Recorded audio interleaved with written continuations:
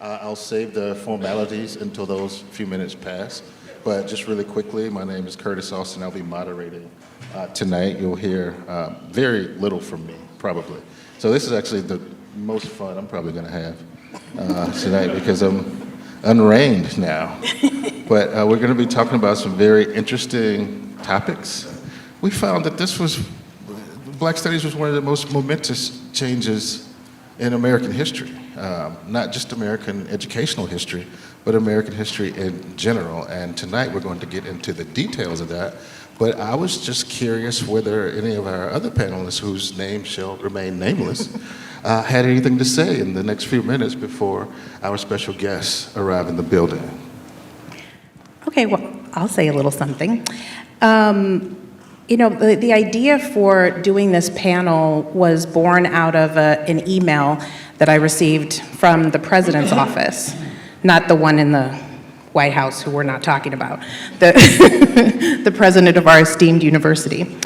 And you'll be hearing from him in a few moments. But he sent out an email to the faculty and the staff, to the university community, asking for folks to come up with ideas that would address the theme and the issue of freedom of speech and freedom of expression and the importance of that. And the moment that I saw the email, the first thing that popped into my head was the founding of Black Studies and the centrality of student activism within that.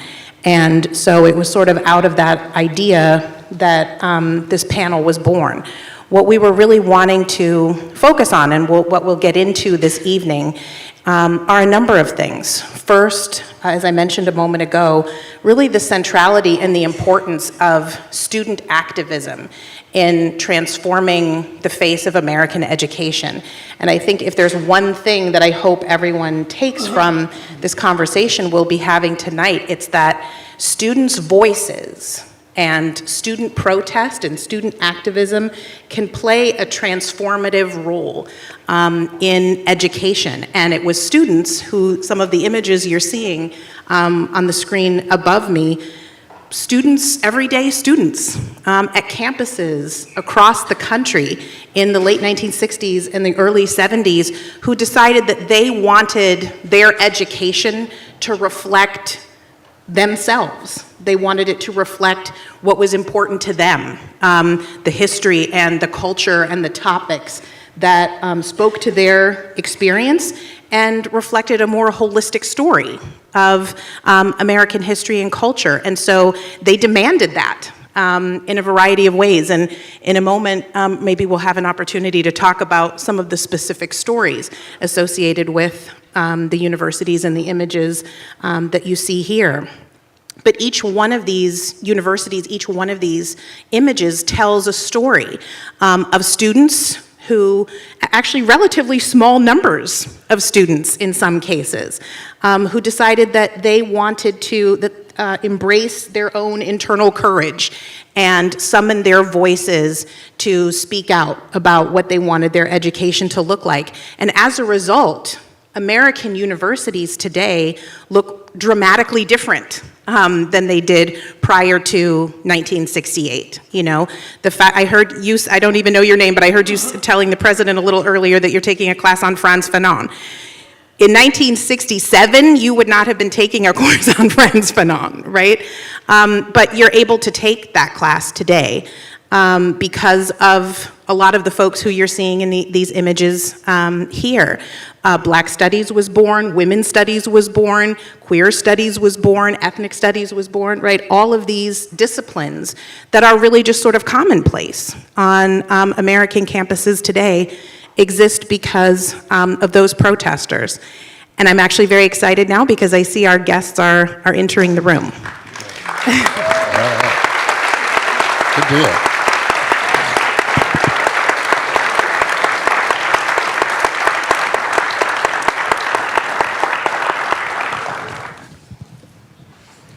Okay, so you can see a very famous person walking up on the stage right now. So without further ado, President Mike Shue. Thank you. Thank you, Curtis. Yeah. You're welcome. All right. I'd like to welcome everyone today to the University of Oregon's Freedom of Expression series. Last year, the University of Oregon sponsored 14 events which explored the contours of free speech in our society. A wide array of lectures, exhibitions, and conversations took place all over the campus on this increasingly important topic. So tonight, I'm delighted that our newly created Black Studies program is hosting a roundtable discussion on the role of protest in transforming education with our guests, Kathleen Cleaver and Danny Glover. The panel will be moderated by Curtis Austin, Associate Professor in the Department of History and the Director of the University of Oregon Black Studies Initiative, and will also include Leslie Alexander, Associate Professor of History and Black Studies, and Drue Edney, a University of Oregon graduate student and a member of the Black Student Taskforce. Professor Austin will do the honors in introducing the participants in more detail. Now, when I became president of the University of Oregon 3¼ years ago, like any self-respecting academic, I began researching its past. What I found was a long history of protest by our students. Among the issues protested were the Vietnam War, ROTC, the role of Black students on campus, workers' rights, and more recently, sexual violence, immigration rights, school violence, and and climate change. Then, within a few months of becoming president back in 2015, I experienced my own first protest. The Black Student Taskforce sponsored a demonstration outside Johnson Hall. Immediately after the protest, I sat down with the leaders of the group and they presented me with a list of 13 demands. From that day forward, we began a productive and collaborative relationship which has led to increased investments in the admissions pipeline and recruiting, the hiring of more Black faculty members on campus, the creation of an African American speaker series, as well as the beginning of a Black Studies program sponsored by the College of Arts and Sciences. In addition, the University of Oregon was one of the first universities in the country to take a name off of a building associated with racism, and we are delighted to rename that building in honor of one of our most illustrious African American alumni, DeNorval Unthank Jr. And on Friday afternoon at 1:30, everyone in this room is invited to join me when we break ground, and join me and the members of the Black Student Task Force as we break ground for a new Black Cultural Center on campus, another of the demands of the Black Student Task Force. When constructed, which we expect to take probably 9 months to a year, the building will provide a place of respite as well as house a number of programs dedicated to student success among our Black community. Now, the BSTF protest and the aftermath show how peaceful protest and how powerful protest can be in achieving change. I believe that some of the reasons why this was a successful protest was that the students were organized, they were persistent, and they were focused, and they knew what they wanted to accomplish. They also benefited from previous generations who had fought racial injustice, and they helped lay the groundwork for this. Perhaps most importantly, they presented me with a set of objectives that were feasible, and they were also willing to work hard and collaboratively to make those demands a reality. Now, sometimes protest is not as focused, and that doesn't mean that it's not valuable. It does serve a purpose of educating, it does serve a purpose of mobilizing. Now, last year, we experienced more campus protest activity across the nation than at any time since the Vietnam War. As students made use of their right to free expression, they sometimes, through these protests, interfered with the rights of speech of others. I'm hoping that our guests tonight can devote some of their time to addressing this issue as it remains an increasingly important issue in American academia. I'd like to conclude by thanking our guests, Professor Cleaver and Mr. Glover, for joining us today. I want to also thank Professors Austin and Leslie Alexander from our Black Studies Initiative for all of your work in making this possible. I expect that we will have a really interesting conversation ahead of us. Thank you.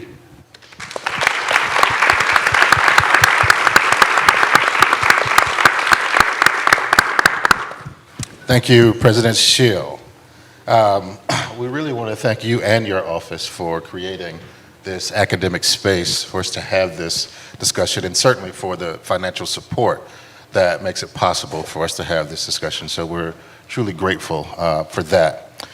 And there were a lot of other people around campus who helped to ensure this event would take place. So I can't name all of them. I don't remember every single person I've met while we were putting this together, but you have to imagine it takes a little doing to get something like this to come together. So while I won't name everybody because I actually just don't remember, I do want to thank them all. But there are some people's names I do remember who worked on this, and I will call their names. It's Lisa Riley, Bethany Robinson, Suzette Howard, and Lauren Pynchon.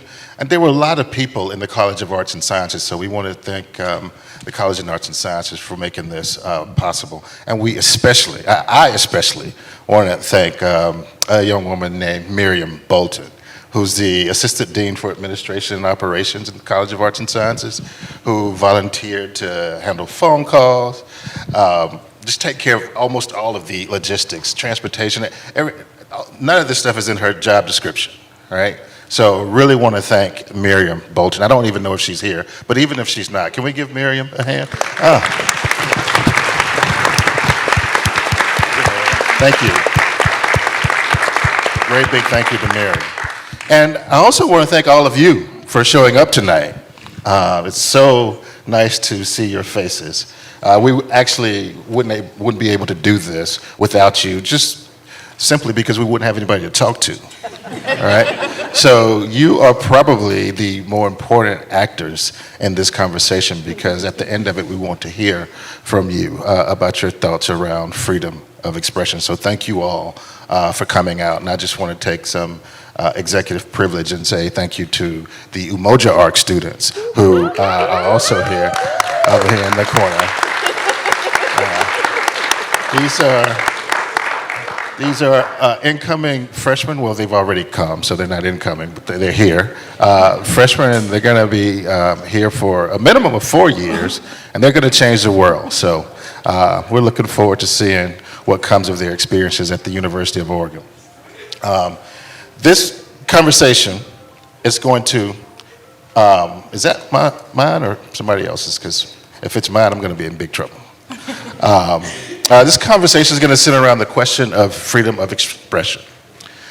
Questions about freedom of speech have been asked and answered many times, especially over the last couple of years, since college campuses have attempted to grapple with the competing requirements of educating people while simultaneously protecting their rights and protecting them from the actions and words of others that might do harm.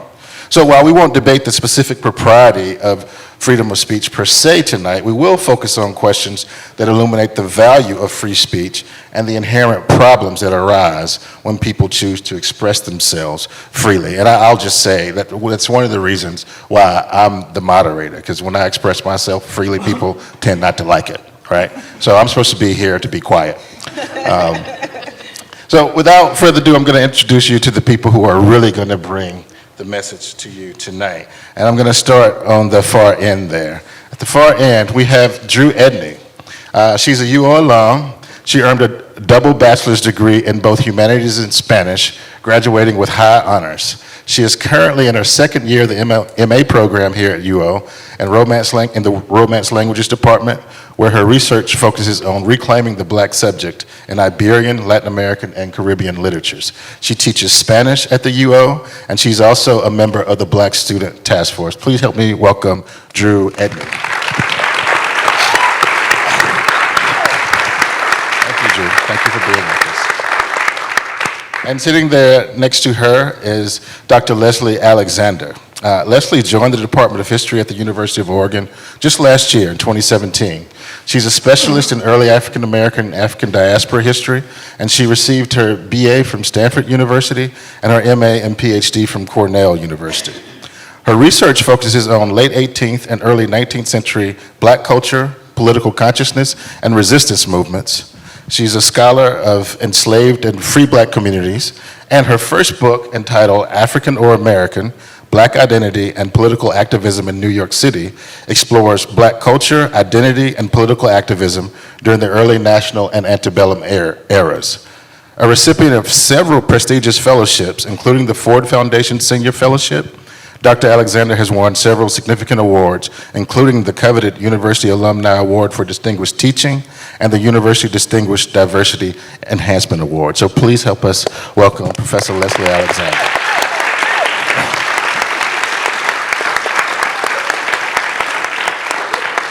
And so here's an example of why they want me to be the moderator and really not participate, because even though Professor Alexander has all those accolades and it's true, I think she would agree that the best thing she's ever done in life is to marry me. So she's also my wife.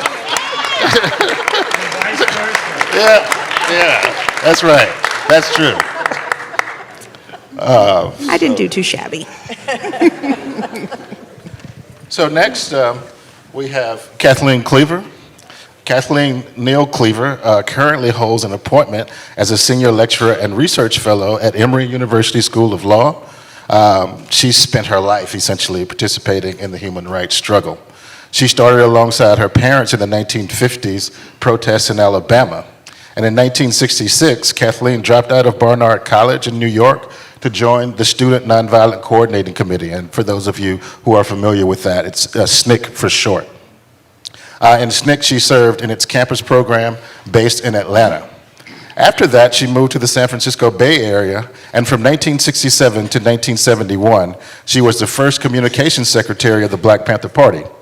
After years of exile in Algeria and France with former husband Eldridge Cleaver, she returned with her family to the United States in late 1975. And in 1984, Ms. Cleaver graduated summa cum laude with a BA in history from Yale College, and she was elected to Phi Beta Kappa. After receiving a JD from Yale Law School in 1989, Kathleen became an associate at the law firm of Cravath, Swain, and Moore, and later clerked for the late Judge A. Leon Higginbottom of the United States Court of Appeals for the Third Circuit in Philadelphia. In 1992, Kathleen joined the faculty of Emory University Law School, where she has taught pretrial litigation, professional ethics, torts, and legal history. Her current scholarship and teaching is focused on the U.S. law of citizenship and race. Please help us welcome Kathleen Cleaver.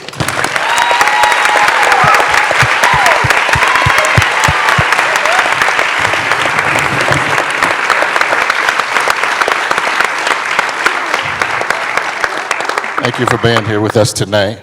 And last but certainly not least, we have actor, activist, and humanitarian Danny Glover.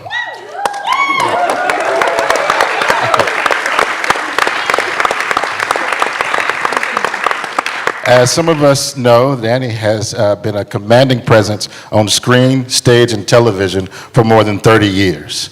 He's gained respect for his wide-reaching community activism and his philanthropic efforts, with a particular emphasis on advocacy for economic justice and access to health care and educational programs in the United States, Latin America, the Caribbean, and Africa. He has served as a Goodwill Ambassador for the United Nations Development Program and currently serves as a UNICEF Ambassador and Ambassador for the UN International Decade for People of African Descent. Most recently, Glover starred in Almost Christmas for Universal Studios. He has completed roles in the feature films Proud Mary, opposite Taraji Henson, and Come Sunday with Chiwetel Ejiofor. He can be seen in the upcoming film Sorry to Bother You by director Boots Riley. If you haven't already seen that, you should. It's a good film. And this month, he can be seen in The Old Man and the Gun. So can you please help us welcome Danny Glover.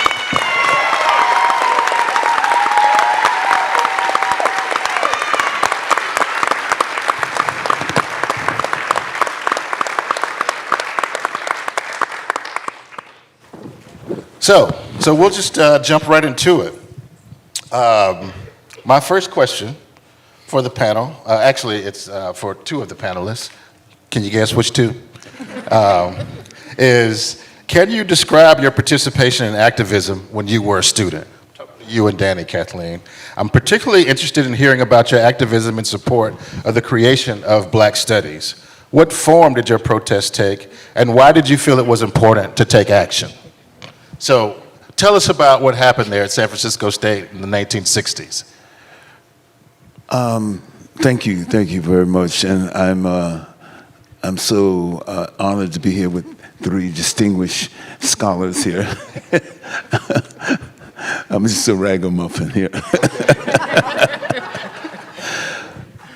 But all that aside, often we kind of look at our lives and we attempt to try to have some sense about all the things that have happened. And as we often use the euphemism, trying to connect the dots. With, first of all, my own life. I was born in 1946, the year after the end of World War II. My parents were postal employees. They came to the post office in 1948 as an expansion of the federal workspace and also the expansionism that was about to take place in this country as well. And certainly the change and discourse around struggle. I mean, with Brown versus Board of Education, when I was 8 years old, Brown versus Board of Education had overturned Plessy versus Ferguson, 1896, almost 60 years after. And there was a new sense of movement and action that was taking place in that generation. Now, that does not not include the activism of the 20th century, which is the first part of the 20th century was a radical moment with the great leaders, great African Americans, Du Bois, Robeson, and you had Eugene Debs, who ran for president from prison in 1918. On charges in prison, Emma Goldman. You can list the name of extraordinary men and women who were activists during the time. So I always like to think of ourselves in all movements as continuum of movements that have been before. So the fact that we were out of San Francisco State in 1967, 66, and 67, where we were able to essentially take over the campus at that particular point. It was a small group of African American students, but they were organizers. Some of those students had come out of the struggles in Mississippi and Alabama, had come out of those struggles, had been a part of SNCC, part of CORE, and they had come back to school. We may remember Mario Savio, who began the free speech movement in Cal Berkeley as well. So if we kind of lay the context of understanding what was happening, and certainly without a doubt, the emergence of the Black Panther Party in Oakland impact all of the actions that took place, I think, around us, the students, whether we at Cal, whether we at Berkeley, and whether we at San Francisco State or wherever we were, had an enormous impact. Even high school students at Poly High School in San Francisco. So there's a sense of what was these things that are happening at this particular moment, but connecting those moments to what had happened in the past. Now, particularly what was happening in San Francisco was the beginning of the gentrification called redevelopment of the traditional Black community, the Fillmore. And what you realize, and what we found, that because of the situation of students, and the students that came from these areas, they came from Oakland, San Francisco. You didn't come from often across the country. You came from Oakland, you came from San Francisco, you were local, so you were connected to a student. You came from the Mission, Hispanic, you came from the Chinese community, Asian community. All that was very important. So you had some sort of leverage and contact within the community itself. San Francisco State traditionally was a teacher's college, so there were something like 10 to 12 tutorial programs in various spots within the city. I think the Black Student Union realized that that was a moment where we can mobilize people. We can engage not only in the work around educating or children or tutoring children, but we can also extend ourselves to begin involved in the Western Addition Community Organization, WACO, which was an organization formed spontaneously out of members of the Western Addition who found themselves disempowered because of the things that were done with HUD and were doing with the redevelopment agency. So all this, the groundwork that happened, and was happening at that point in time. We invited Amiri Baraka out to San Francisco State in the spring of 1967 as a part of what he called a community communication project, and using art as a form of engaging community and also able to find different ways of expression.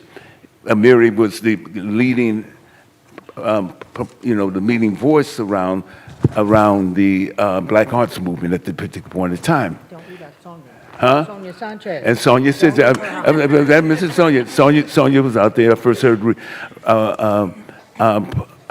heard Sonia Sanchez read poetry in a little place we call a little room that we had in 1966, in the summer of 1966.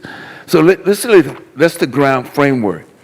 We also were internationalists, I believe, and a great deal of that came from a number of different sources. Historically, African Americans have been internationalists as well.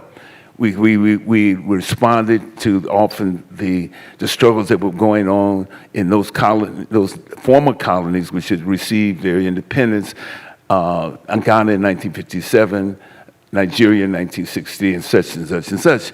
Also, those colonies who were fighting against Portuguese oppression and trying to receive independence as well. So all these were the climates that were happening. Not only the internal politics on campus, but also the external politics in our communities and external politics in other communities. You also had the organizing of the United Farm Workers by Cesar Chavez and Dolores Huerta, organizing. All those are the things that were happening at the moment. So there were movements that were happening that and I'd like to think of our movement as that sense, an extension of that, or something that complemented that. Okay, thank you very much. That's a lot. And I say it's a lot because that force of history, things going on in the neighborhood, things going on that campus, things at Berkeley, Palo Alto, across the country. It sounds like what you're saying is it was kind of like it is today. Oh, no. Much more exciting. Well, let's see what you have to say about that. It was much more exciting because people were dying. The Vietnam War was at its height. People were protesting the war. People were going to the war.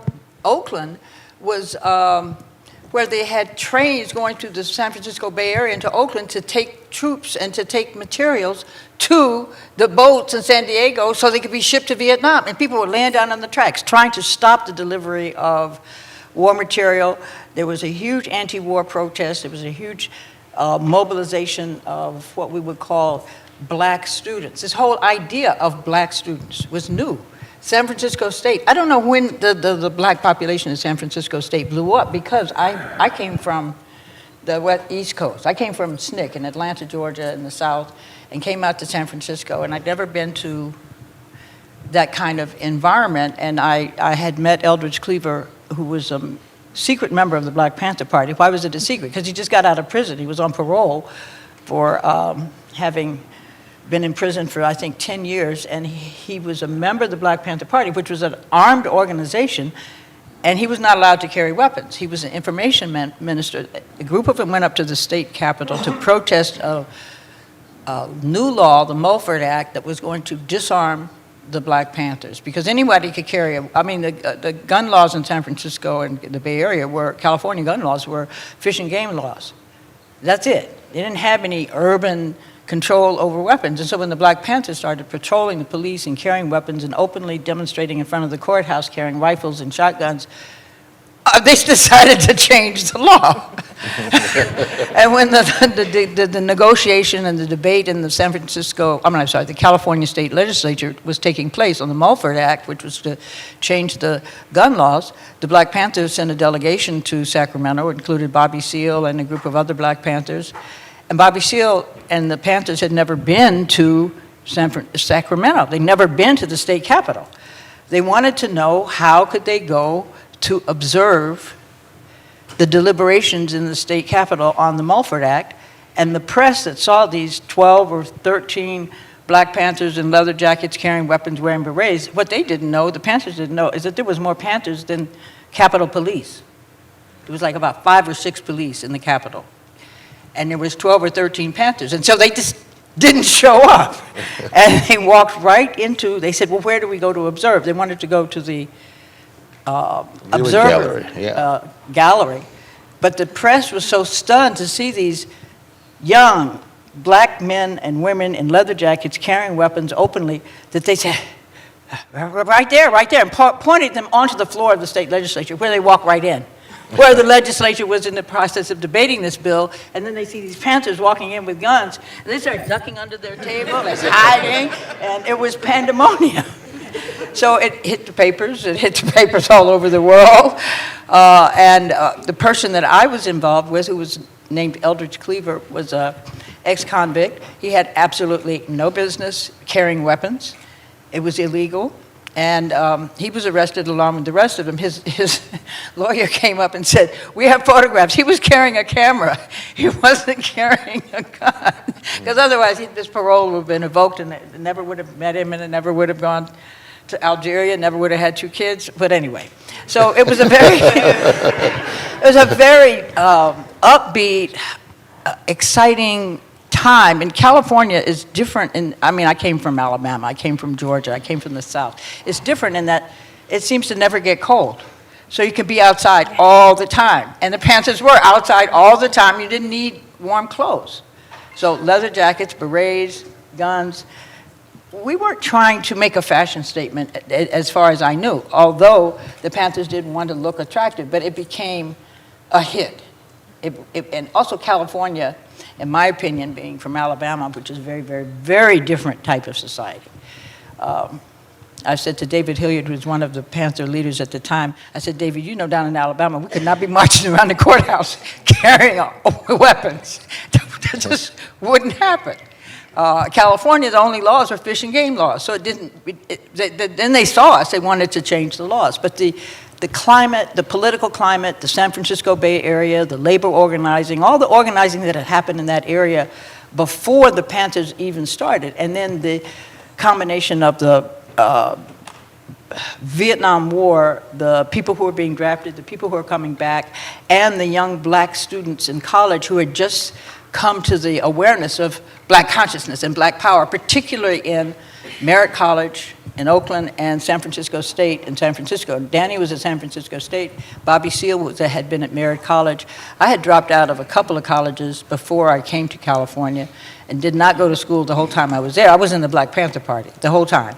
And I would say it was a very exciting, uplifting moment because you're at the beginning of something. We didn't know how this was going to end. We didn't know what was going to happen in the Vietnam War, but we knew the whole country, mothers and parents and children and young men, were galvanized because of their opposition to the Vietnam War, which was very, very clearly being mobilized in California with the troop trains and the ships. And so the mobilization to support the war was based in the West Coast, and that the anti-war movement was very strong. So that's the context in which I came into the Black Panther Party in California. And having come out of Atlanta, Georgia, it was extraordinarily uplifting and exciting And a Remember great a time to conversation be with David here. We expressing couldn't do this yourself. in Alabama. Yeah. Let me make a point, just a Okay. short point. It was the Mississippi Democratic Freedom Party who attempted to unseat the Mississippi Democratic Party in 1964. That was on their platform was the denunciation of the Vietnam War, 1964. Right, that was Fannie Lou Hamer up in. Yeah, Fannie Lou Hamer, Bob Moses, Stokely, and all those who came out against the war in Vietnam. Absolutely. Before there was an anti-war movement, Right. it began.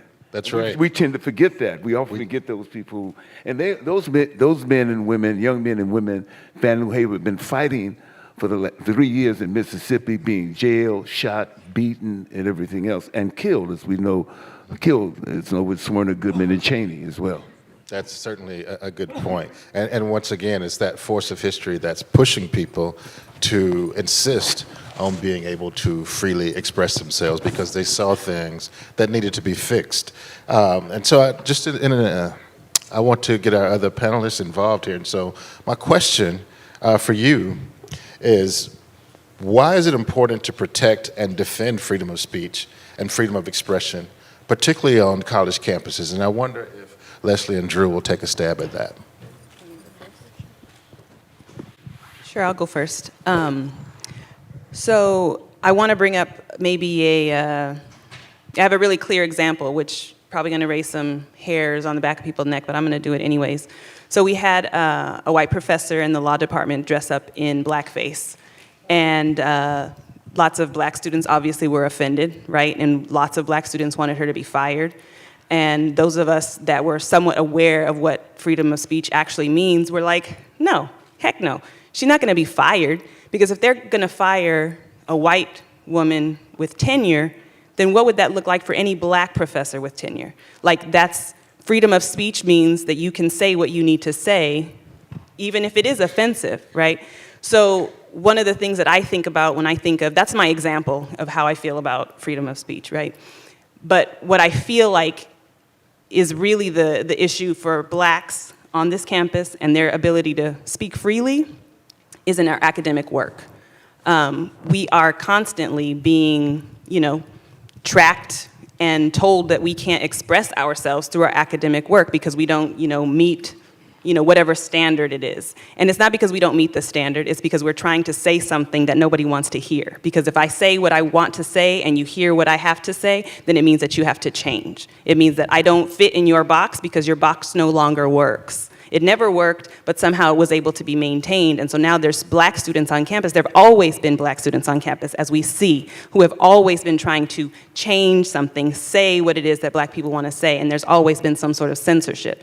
And that comes in the form of academics, right? Like, even on a university campus, there are academic strategies that keep people from being able to say what they need to say. And I'm speaking specifically about black students, undergraduates, graduate students, and our black professors. So when we take that back to a white woman not being able to express herself, and if we were to fire her, then no black person on this campus is safe to express what they need to say.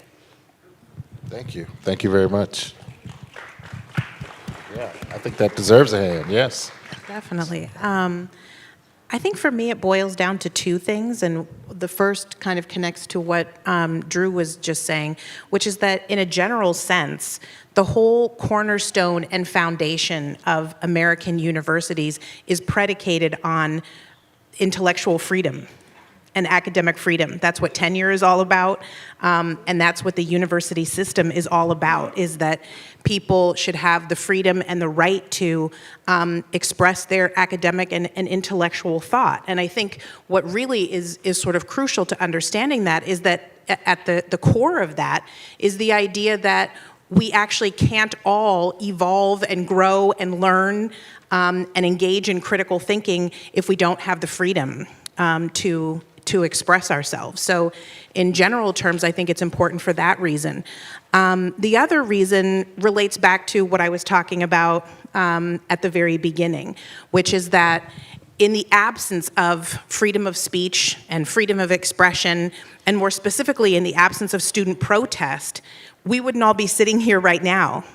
American education would look radically different right now. We would still be only teaching Western civilization.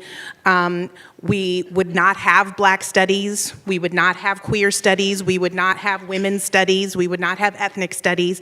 None of these academic disciplines that really now form the core of humanities at most universities across the country would not exist if it wasn't possible for people to express themselves and, more specifically, to protest when society or the university doesn't look like what they feel like it needs to look like. So in the absence of that, we would be, our universities would be very different, and our lives would be very different. Thank you very much. Thank you so much. So, Very keeping up with interesting. that line of thinking, you want to respond to that? I want to respond to this. It's very interesting how we look at the American university as we find out that Georgetown was able to save itself from going bankrupt because it sold slaves. It's very interesting how we look at it because it basically had been based upon not, based upon heritage. The whole idea, the university was to train the leaders from the beginning. It was not based upon, it had its connection with regular, ordinary people, regular population was certainly, they didn't speak on their behalf. So the university itself began only within the second half of the private schools. The early part of the 1930s, after the Depression, began to be people with student chose on meritocracy. They're merit to go there. That's a new phenomenon, not a history part of a phenomena within the context of American university from its institutionalization, because Harvard wasn't established to do that. Yale wasn't established to establish all the places where you train those who succeed in sustaining the system itself, maintaining the system itself. If it had been so, what we would wanted to believe it is now, that maybe slavery would have ended sometime long before it did. But we know also that there are two stages of slavery. The Right. second part of slavery after 1800, when slavery made this country the richest country in the world, but within 40 years. The richest country economically in the world. So, but I'm saying we have, and when we frame that, so the idea of the strike of 1968, or the activities that students took on during that period, whether it's at Columbia, whether it's at Cornell, whether it was at Kent State, all those questions that they rose right there was met with some sort of violent response to that, as they were trying to change the nature of the university itself. Our motto was not unlike because of our relationship. We said, we're going to take what we learned in the university and take that back to the community. In fact, the Black Student Union had an off-campus office right around the corner for the Black Panther office in the Fillmore. That might be why you In caught so much hell. 1960. So I think that, what'd you say about So it that? might be why you caught so much hell. But on the one hand, what I'm saying is that and framing this, and we'll go on, because I tried to provide some sort of the context that we come in. What Robeson said, each generation makes its own history and is judged by the history they make. Well, that's a good point, because the question I want you and Kathleen to address about this making history is, could you just for a moment reflect on your role as a student activist during that period? What are some of your favorite memories? Now, I'm actually going to put you on the spot about 10 minutes from now, because you probably don't remember that. So I'm just warning you to figure out what could he possibly put me on the spot with. But if you don't say that was one of your favorite memories, I'm going to ask you about it. But Kathleen, Danny, I think what were your favorite memories as a student Let me just say activist? something. This is not favorite. This is, what do you call it? Something I'll never forget.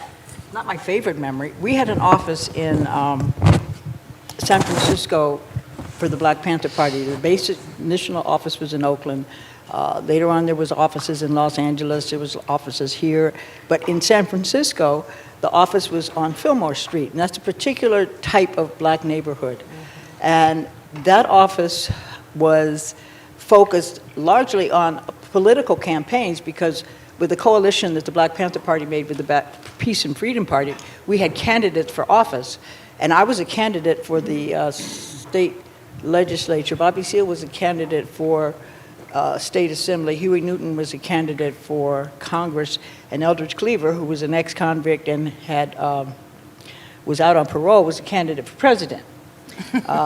Even though he was locked up in jail shortly after this candidacy because of his role in an incident that it was called the shootout with the Oakland police, in which one Panther was killed and three policemen were wounded, and Eldridge was wounded. But he still ran for president from prison. I see. Yeah. So it Well, was you obviously don't need to be qualified to be president.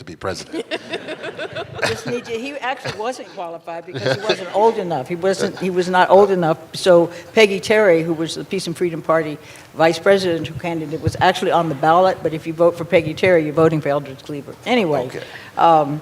But the mobilization, because California was so insignificant to the Vietnam War, and also because San Francisco had a strong labor organizing tradition, and because there were so many recent, I would call recent, influx of black students into the college scene in California, that it was all, and at the same time with the Vietnam War, so either you're being drafted, or you're going to jail, or you're doing this, so it was a very explosive and fruitful and a very, very exciting time in the country.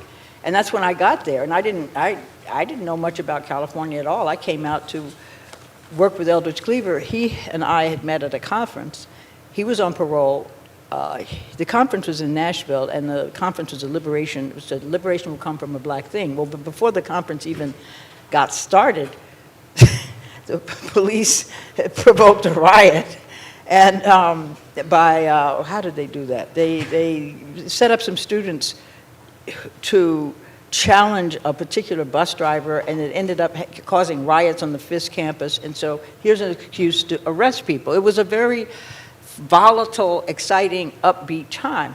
And so it seemed that we could fundamentally challenge how people thought in the Bay Area. I don't know if that was the case. In fact, I know it was not the case in Georgia or Mississippi necessarily, or South Carolina, but it was very much the case on the West Coast, Seattle, San Francisco, California. And so the liveliness and the inventiveness and the imagination and the bravery put into the anti-war, black power uprising was extraordinarily captivating. And it was also dangerous, but at that part I didn't spend any time thinking about it. Okay. But really, I mean, I think for me, as a student, it was the climate, the way in which art was used in movement building. Art. And it was basically came out of the Free Southern Theater, which was connected to SNCC and everything. See, so we don't invent this stuff. Some people do it, everything up. And you see, you connect art and movement to real struggle with people who were finding where, or it came out of just the whole way of song in the civil rights movement. My company did what we call Soundtrack to a Revolution. It was all the songs of the civil rights movement and everything. The way the song culture came out of it. But other important was political study. That was the most thing that came out. We sit up all night discussing Marx. We sit up all night discussing Fanon. We sit up all night discussing Nkrumah, Nyeri, all those people. We would sit up talking about this all the time, talking about their thoughts and trying to find some way in which those thoughts are applicable to our situation. That was, I think, was very instructive. And that, in a sense, made us, to some degree, internationalists as well. The same with the party. We'd have political education with the party. The Black Panther Party is the BSU members of the BSU. So I think those were the most exciting moments for me in terms of that right there, to kind of be introduced in the culture through theater, culture through, and the role that theater and art plays in in all the movement that we talk about, connecting those two. And I think that was a dangerous kind of precept as well, you know, Yes. a context. And certainly the Bay Area was rich of that, you know. I mean, I'm not even talking about the music that came out of the Bay Area at the same time. We know all the music that came out of the Bay Area, San Francisco and the Bay Area at that same time. But the way in which we were able to connect those dots between art, culture, struggle. In particular, San Francisco State, San Francisco's black students went out on strike. That strike shut down the school. It was, I think it was the longest student strike in history. Yes, 5.5 months. Yes. 5.5 months. And Celebrating. the part of the reason is that the Black Student Union was fairly new that black students were going to San Francisco State, and they had an organization, they had a union, and one of the members of the Black Panther Party, George Murray, was also a member of the Black Student Union, and he was also teaching at San Francisco State. So these are... He was teacher there. Yes, that's what I'm saying. So this is the kind of people who are in this early movement of Black Panthers, Black Power, and anti-war that was bubbling in San Francisco, burning in San Francisco. Sounds like a very, very exciting, But you see the exciting connection time. Can I jump in here? Sure. King I wanna himself, jump in. I'm going to let you go. But the King himself talked about in 68, in his speech, 67, Beyond Vietnam, he talks about the axis between militarism, racism, and materialism. You know what I'm saying? So we were talking about the war in the sense, in a different way, in the context, and the other wars that were going on. I don't know if that is the same thing happening today. You know, I don't know if students Yeah, are in the sense of less so. reflecting on that. Less so. Drew, you had a comment? Yeah, I wanted to jump in and say the idea of connecting the dots and staying up late talking, you know, with your friends on a university campus about what's going on and the type of climate that the Black Student Taskforce came out of, for example. There was a moment where I feel like every day I was waking up and another black man was being shot. And I think the moment that really, really struck home with me was the moment that Sandra Bland died, right? Because she had a tail light out, right? And before then, it was like, you know, only black men were the ones being harassed and so on and so on. But she was an academic. You know, she was in her car on her way home from a job interview at a university. And I was like, that could be me. And I think staying up late, you know, having the same kind of conversations, you know, you study this stuff and you study about the civil rights movement and you don't really know what you would do if you were in that moment, right? And I'm hearing now that like, well, we were just doing it because it was exciting. We hadn't yet thought what the consequences were going to be. And I think the difference for us now is that we have seen what some of those consequences can be, right? And so when we talk about, you know, the protest, quote unquote, that the Black Student Task Force staged, I don't think that it's nearly the type of protest that we're talking about from the 1960s, right? Like people gathered in front of Oregon Hall and then having a meeting with the president afterwards is not exactly the kind of protests that people were seeing. And I think you have to remember too that it had just come off of, you know, yet another shooting, I think it was Michael Brown right before, and everybody was more scared than they were excited, right? We were like, this kind of stuff needs to stop happening. But nobody wants to protest because we don't want to get shot. Are you kidding me? Like, who wants to get shot? We already know that they will do that to us.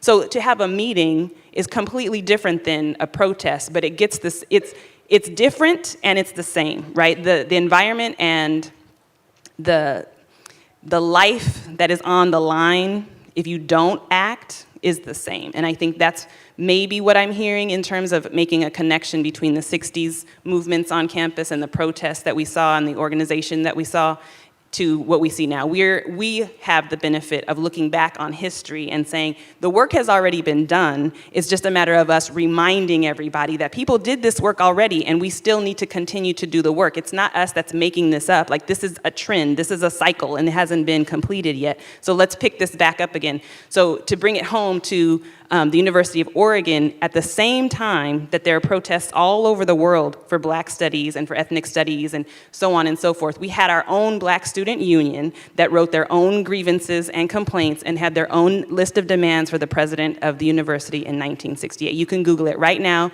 You could say, list of demands, 1968, University of Oregon, and that document will pop up and you can read exactly what he was complaining about. And by him, I mean the president of the Black Student Union. Okay, thank you for that. And we've made a lot of comments about Black history, Black people, Black studies, but we are at the University of Oregon. And of course, it's not a Black school. But what I wanted to say about that is if we actually read the history, study the history, examine what's in the record, what we find is at San Francisco State, at Wisconsin, at Cornell, at all of the major universities, Ohio State, when you look at these pictures, when you look at these documentaries, when you read the actual documents, you've got a whole bunch of white students there too. So it's not just a Black thing, it's certainly a Black thing, but you've got thousands, hundreds of thousands of white students across the country who are insisting on these same things. And so I'm making that point to ask my question, right? Certainly we want everybody to know who does not know that the reason these programs exist, these centers, these institutes, these departments exist is because students, regardless of color, decided that they were going to write something they felt was wrong. And it didn't matter that they were not of a particular hue, a particular race, or particular ethnicity. And I want to make that clear. So my question is, what are some of the benefits and potential challenges that come with freedom of expression? Like we have talked about the benefit a little bit, but what about the challenges? What are some of the challenges? Professor Alexander, I wonder if you could start with that. Well, I mean, I think one of the obvious challenges is that when you open the door to freedom of expression, it means you have to listen to stuff you don't want to hear. That's the bottom line. And Which is why I said the thing about the white protesters, because usually when I say that in my classes, my students, Black students, start throwing paper at me. I got some paper right here. No, and I mean, Drue's example that she gave earlier, I think is a perfect example. But I think that is at the core of it, the challenge, right? What do you do in an environment and in a situation where freedom of expression, regardless of your, where you fall on the political spectrum, means that people with whom you disagree, right, have an equal right to express themselves, right? And that ultimately is the challenge, and it manifests from actually having to listen to dissenting opinions and things that you don't want to hear, all the way to, as we have seen at universities all across the country, all out, in some cases, in the case of UC Berkeley, right? And we were talking about this last night, Kathleen. In the case of UC Berkeley, just last year, right, an all-out physical altercation, right, over the question of who is allowed to speak.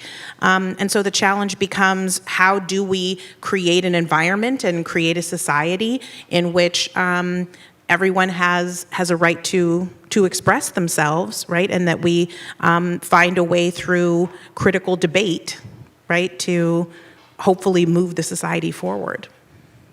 Okay, thank you. Drue, would you like to comment on some of these challenges? Sure, I'll try. I may ramble quite a bit, so I'm going to try to bring it back to, ask me the question one more time before I get going. Yeah. I want to piggyback, but then I want to make sure I come What back. are some of the challenges that come with freedom of expression? Right.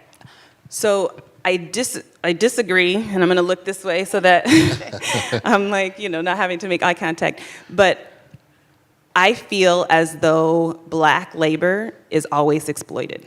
And I feel as though Black student protest is always exploited for the benefit of others that are not Black. I feel like we advance what was not there, and white students benefit, and Latino students benefit, and Asian American students benefit, and all these non-Black students will benefit from our labor, our fear, us getting in trouble, us getting shot, for example, but yet now they have more scholarship opportunities, and Black students don't necessarily have more scholarship opportunities, right? Like, it's 2018, and we're still asking for the same stuff that everybody has that we've asked for since 1968. So in some ways, I'm like, yeah, everybody has the freedom to protest, and everybody has the freedom of speech, but it seems that the Black voice and the Black freedom of expression and the Black protest is always co-opted more, it benefits more the people that are not black than it does benefit the people that are black. Do you understand what I'm saying? Like, we put in more effort, but we reap less benefit, right? Like, we protest so that we can get into college. And then once we get into college, there's no professors there to help us. There's no money there to keep us there. But yet, what white students benefit from our protests is now tuition is free for them. So now they get in, but when they get there, there's white professors, there's white money for them to stay there, there's support, they come from good schools, and we're barely getting in, but it was our labor that got them in there for free. So I don't agree, if I can not agree. And then I think that's the challenge, right? Like you have to share everybody's ability to protest, but you may not necessarily reap the same benefit for the amount of work that you put in. Okay. Thank you. Okay, I'm aware that neither of you, Kathleen and Danny, became Black Studies professor, right? You went on and had great lives and great careers. And in the 19, yeah, do you teach? That's true. That's true. Here's what I'm trying to get at. There were right around 25 million black people in the United States at the time. And at the time, this activism that you were involved in was going on. And what I've discovered through the documents is about 80,000 of those 25 million took part in the movement. So I'm not a mathematician, but I don't know what percentage of black people that is, but it's really small. And my question for you is, why was Black Studies important to you? Why were you one of those 80,000 people involved in this movement when the overwhelming majority, 98, 99% of black, well, maybe that's too high, not a mathematician, most black people were not involved. Why was that important to you? Black Studies. I was involved with the Black Power. It's a huge difference. We were talking about changing the world, getting people in office. The I can. Party for Self-Defense, okay? That's what it was about. It's not about the Black Panther Party for Self-Defense was the organization that was created. It wasn't about being in school. In fact, it was about staying alive, okay, and not being shot, not being murdered, which is what was happening on a regular basis. The first issue of the Black Panther newspaper that I saw was a story about a young man in outside of Oakland. His name was Denzel Dowell. He had been shot by the police in, I can't think of the town. It wasn't Oakland, it was outside of Oakland. Richmond? Yeah, it was in Richmond. Denzel Dowell was about 17 or 16 years old, and he was running from the police for whatever they were chasing him for, not what he had done. He jumped over a fence and he shot him and killed him. And he was a teenager. I mean, so he's a dead teenager. And his mother called different people, said, please come and help me. My son has been killed. He didn't do anything. He hadn't committed a crime. He didn't even have a record. Nobody came except the Panthers. They came and said, well, Ms. Dowell, we'll come and help you. And then when I came out to California, it was at that time that the Black Panther newspaper had just sort of become a folding paper. It was not just one, no, in fact, it wasn't. It was one sheet. The long paper that you put in a mimeographer thing says, why was Denzel Dowell killed? This was the beginning of the Black Panther newspaper and the challenge publicly that the Black Panther organization was making to overt, unmitigated police brutality. And it went from there to, many, many years, full-fledged 16-page newspapers. I think the Black Panther Party lasted until the 70s. 1983. Well, that wasn't much of a party, but Yeah, anyway. yeah, we can talk about that later. But Well, you're I was just absolutely right. saying, It's it's about it's- staying alive. it's And about- I get that. But it's about what was happening on the ground to young black people, young black men, young parents, young families, and who was going to do something about it. And the young people in Oakland, they happened to have some expert leadership in the sense that Bobby Seale was not that young. He was a veteran. He was married. He'd been in the military. He was a contractor. So he had some skills. He had some talent and sense of responsibility. Some of the professors at San Francisco State or at other colleges who were a little bit older were in our corner. They supported us. So you saw a large number of black women in Oakland particular Ruth Hagwood. I don't remember why, but she was sort of this very large, imposing community activist, and she took us, I think what it was, she took us under her wing. Well, I was too young to understand that's what it was going on. But so it was a community struggle. It looked like a youth movement, and it was a youth movement, but it was also a community struggle because the black community in Oakland had been tormented for many, many years by police brutality, by bad housing, by bad education, but they hadn't stood up. And when the Young Panthers started, yeah, we're gonna challenge this. We're gonna say you can't do it, and have demonstrations and get in the news and write what do you call it, banners, and it just sparked. So there was Latinos with us, there were Chinese with us, I think there's one of the posters, not one of the photographs from the demonstrations, 2 Chinese people in the group called Ewar Kun, and they have a big poster, and it's all in Chinese character. But it says, Chinese want power or something like that. So it was multinational, multi-ethnic, and also men and women together. So all that was very unusual for political mobilization for our community. And that Thank kind of you. sparked a lot. I think that was important you. for Kathleen to make a differentiation between what was happening in terms of movement building. It was consistent with the idea of transformation into breakfast for children, free schools, free health care, the kind of things that we still talk about now, and community control of police. There have been Yes. initiatives all over the country they're calling out police accountability. But those ideas around police accountability, police control, community control of police came through the Black Panther Party. And so they were able to mobilize people under those issues in the community. That's what they did. They were mobilizing people around the city. Now to say that the Brown Berets and the other organizations that began to form themselves, it was, as J. Edgar Hoover said, the Black Panther Party, the most dangerous thing to our national internal security, U.S. internal security. That's what he said about it. Because it was transformative in the sense, it wasn't on the campus. It didn't happen on the campus. It was transforming and taking young people and providing a level of meaningful moments in their life, texture, context within their life, historic context, as well as building another future as well. That's what the Black Panther Party is about. In fact, when people were talking about the Black Power movement was about that itself. The Black Power movement is that in itself was another reimagination of democracy. That's what it was. It's called power to the people. And power to the people. I mean, it's not a new slogan. You actually did that.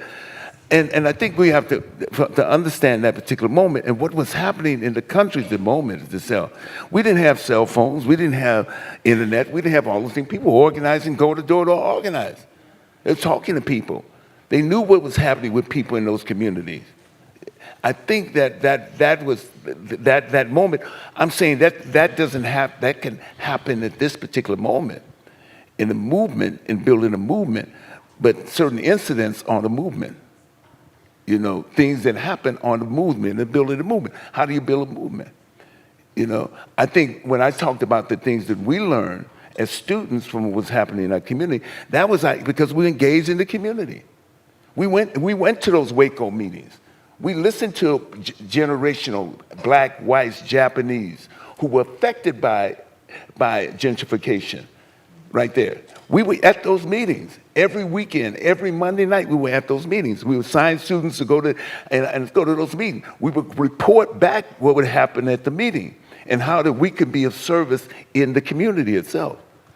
And that's the kind of process that I think that I said before was carried down. Students were SNCC, young people were doing this.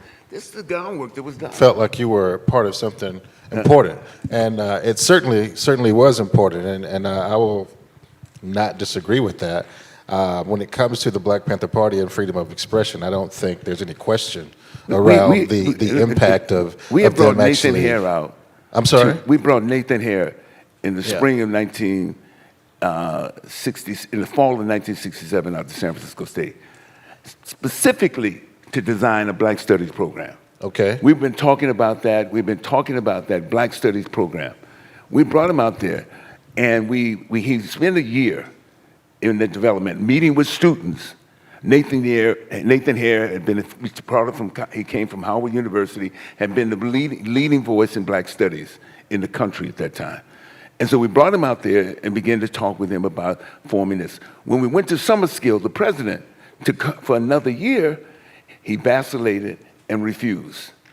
And part of the reason, as we got into November, that's when we went on strike.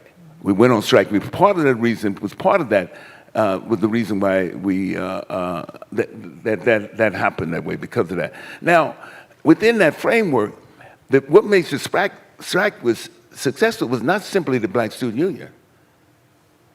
It was progressive whites. It was teachers who came out in support. Teachers in San Jose State supported. Teachers on campus supported, and other teachers. It was the community who came out there as well, not only community, because we had engaged, the Hispanic students had engaged their community and brought them out there. Asian students came out there. So the coalition itself was of all these forces, made it possible for us to achieve what we were able to achieve, And it's in its 50th year. Next year celebrates the 50th year of the School of Ethnic Studies. That's right. It's the Black students with School of Ethnic Studies. That's right. So on one hand, I think that was the kind of moment, I think historically a moment where we begin to digest what is happening around the world. All of us, we find that we build coalition. That's the one key about how do you build coalitions? Yeah. How do you build coalition? And I think the strike would not have been successful had it not been for that coalition. Which community, each respective communities, and also with building the Third World Liberation Front. That's what it was, the Third World Liberation Front. Liberation Also in the Front. Bay Area, people would go to school together. For example, there'd be Japanese students use and your Black mic. students in the same school. There'd be Japanese students and Black students in the same school because they lived in the same neighborhood in Oakland. That wouldn't necessarily be true in San Francisco, and there definitely wouldn't be true in a city like New York City. Japanese people would live someplace other than where Black people live. So the multi-ethnic, multicultural California Bay Area community, I think, did a lot to promote what we would call internationalism, Black power, third world, and people knew each other. They went to high school together, which is unlike, I'd say, many other cities. Okay. We had to have empathy for those other struggles as well. Let me see if I can get us to talk about a point around freedom of expression, right? And this is going to kind of change. I hope it changes the discussion a little bit. And I'm just curious, and this is for any of the panelists. Can you imagine a situation where limiting freedom of expression would be desirable? I mean, you gave us the example of blackface, the blackface example.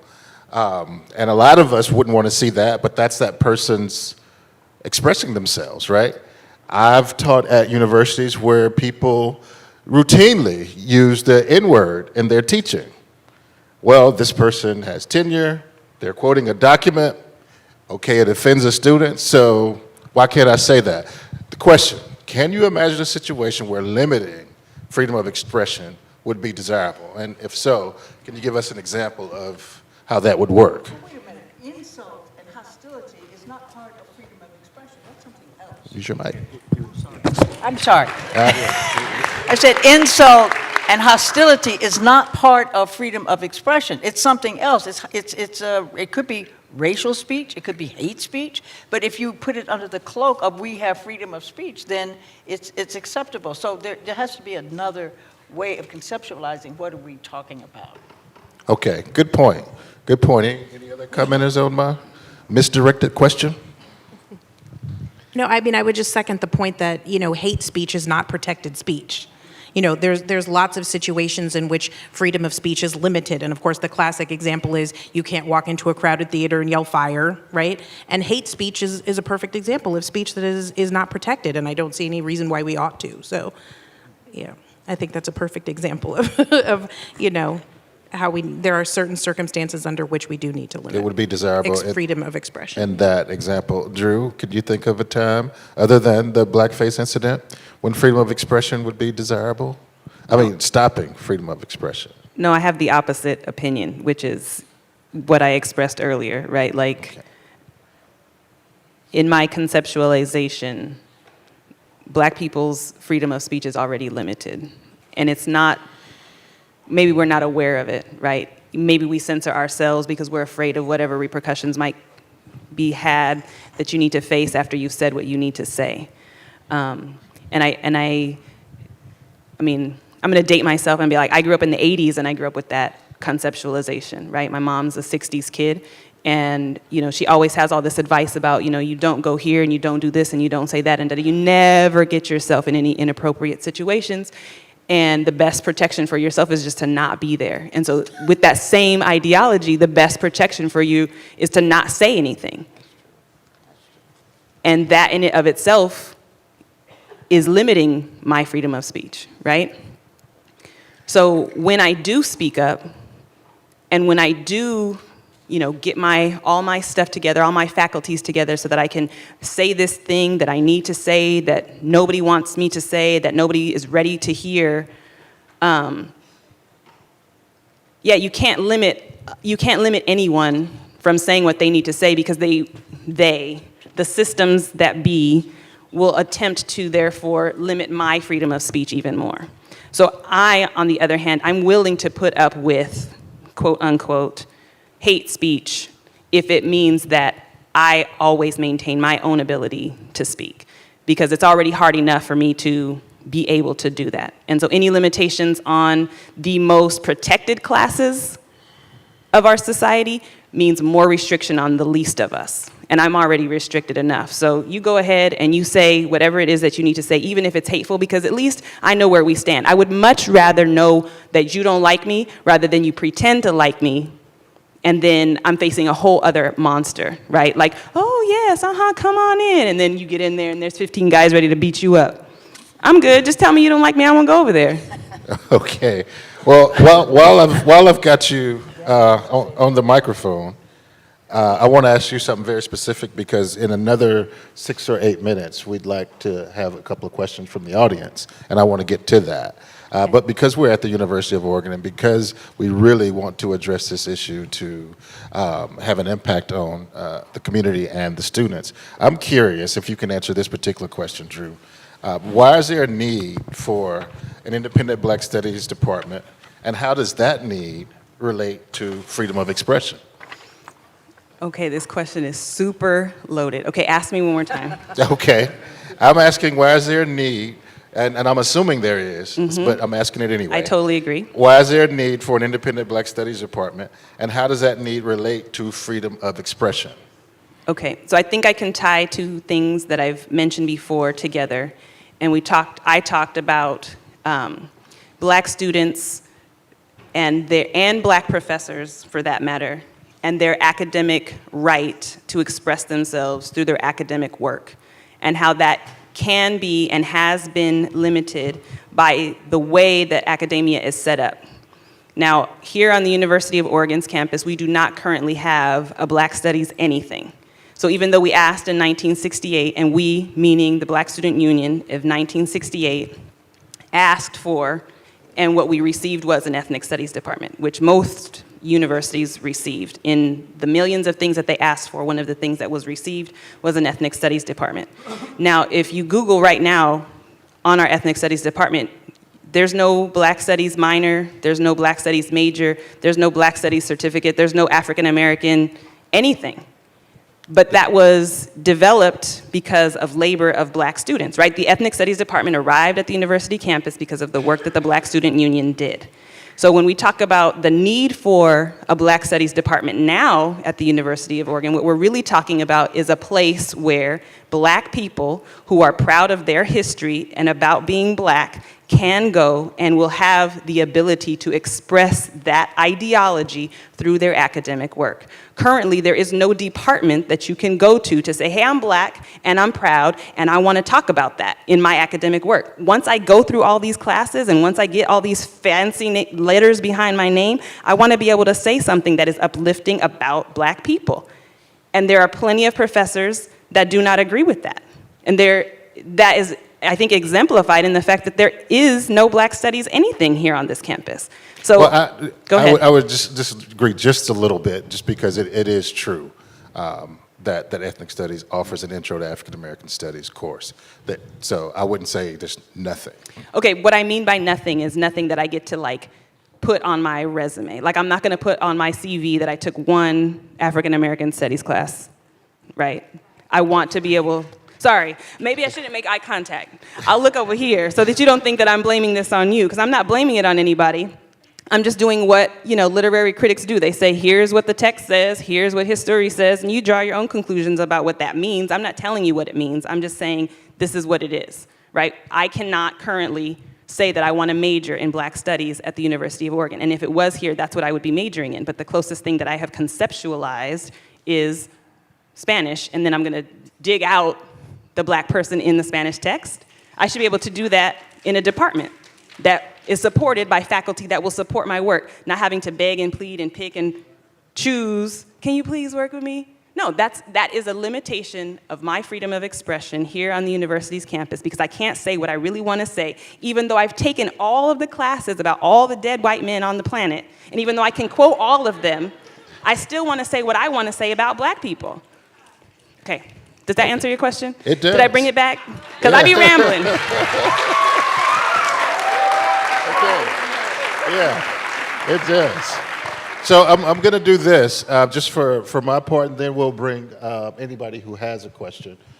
Not everybody, but a few people who has a question up. And I wonder if each of you, and I know it's going to be hard, but if each of you can take 90 seconds and say something about the role of freedom of expression, the role of Black Studies, the role of your own work.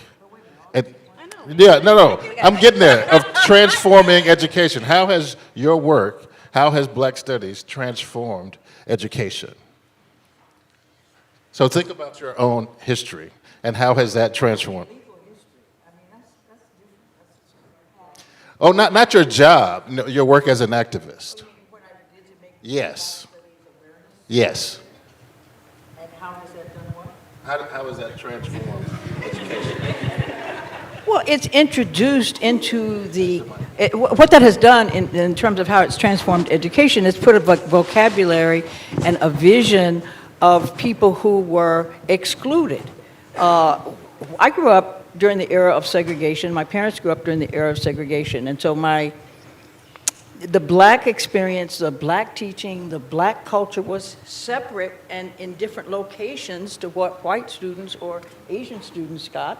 Just so happened, I remember in Alabama, this marriage between a woman whose grandfather was Chinese.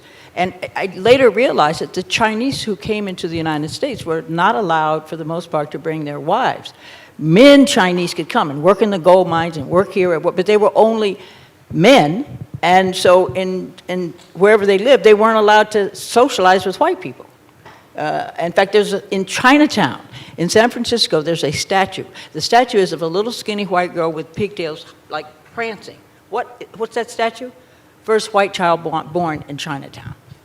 I mean, why do you have that kind of statue? I mean, what is going on here? And so I would say the lining up of places where Blacks and Mexicans and Chinese could be pushed aside and white supremacy can flourish has been essentially the theme of American history. And even though it's illegal, it has not been eliminated.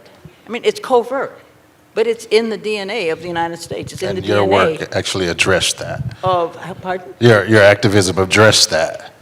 Well, sort of. It's still here. It's Yeah. still here, but I think there's more energy and more willingness on people to acknowledge that it's here and to take it on and to have the sense that this is something that needs doing. Not that this is a bad thing, but this is a positive thing. It might also be a dangerous thing. I want to Okay. ask, how many people think it is being taken on in your school, the issue of racial discrimination, racial hostility, and racial exclusion? Is that something that academically you get to discuss in your classes? You can discuss it in my class. Well, that's one man. I mean, how many people think you do not get the opportunity to have this dialogue and this discussion openly? Okay, so African American history. African American history 250. I'll see you all there in spring. We can discuss that ad nauseum. But that's a very good question and a very good point. So 90 seconds, Danny. How many students in this out here? How many of you out here know about the Haitian Revolution? A lot of people. So, how many of you know that Simon Boulevard came to André Pétion, the president of Haiti, in 1813 and got guns, provisions, soldiers in order to liberate South America? I didn't know that. Okay, Few people. And I mean, the question and the importance of I'm going around the country right now. I'm taking it there and going around the country and going around the world. How many of you know that Essie Campbell was elected the vice president of Costa Rica? How many of you know that? I don't know that. Who knows who Essie Campbell is? She's a woman of African descent. First time it happened, she was elected just months ago on Easter Sunday, the vice president of Costa Rica. Wow. Yeah. That's what I'm talking about. So something is happening. How many of you know that the largest number of African descendants live where? Brazil. Brazil, outside. The largest number of Africans outside of Nigeria live in Brazil. Well, part of that is because. And how many of you know that in the war with the FARC, that out of the 4 million, or out of the more than 4 million internally displaced Colombians, over half of them were African descendants. That's why. Okay. Thank you. That's Okay. why. You have to know. You have to understand the connection between, because we all came here on the same boat, those of African descent. They either went to Brazil, they went to the Caribbean, they went to here, and they often escaped to Canada, you know. How many of you know that at Harper's Ferry, there were 5 black men at Harper's Ferry with John Brown? Do you know that? This is why you need it. How many of you have read Edward Baptist's Have Never Been Told? Yeah, that's a good one. Or Michelle Alexander's, one of the most important books, and studied it and understand the patterns. She teaches the patterns of history and understanding that. And finding out, understanding history, understanding Black studies allows you to understand what context you live in at this moment, what historical context you live at this particular moment. And that's why it's important. That's excellent. Have that reference. Because you got to figure out, as we walk around, we can't just put on our headphones and tune out. We walk around and basically not knowing what is happening, what is really happening. You know. Excellent point. Thank you. Thank you.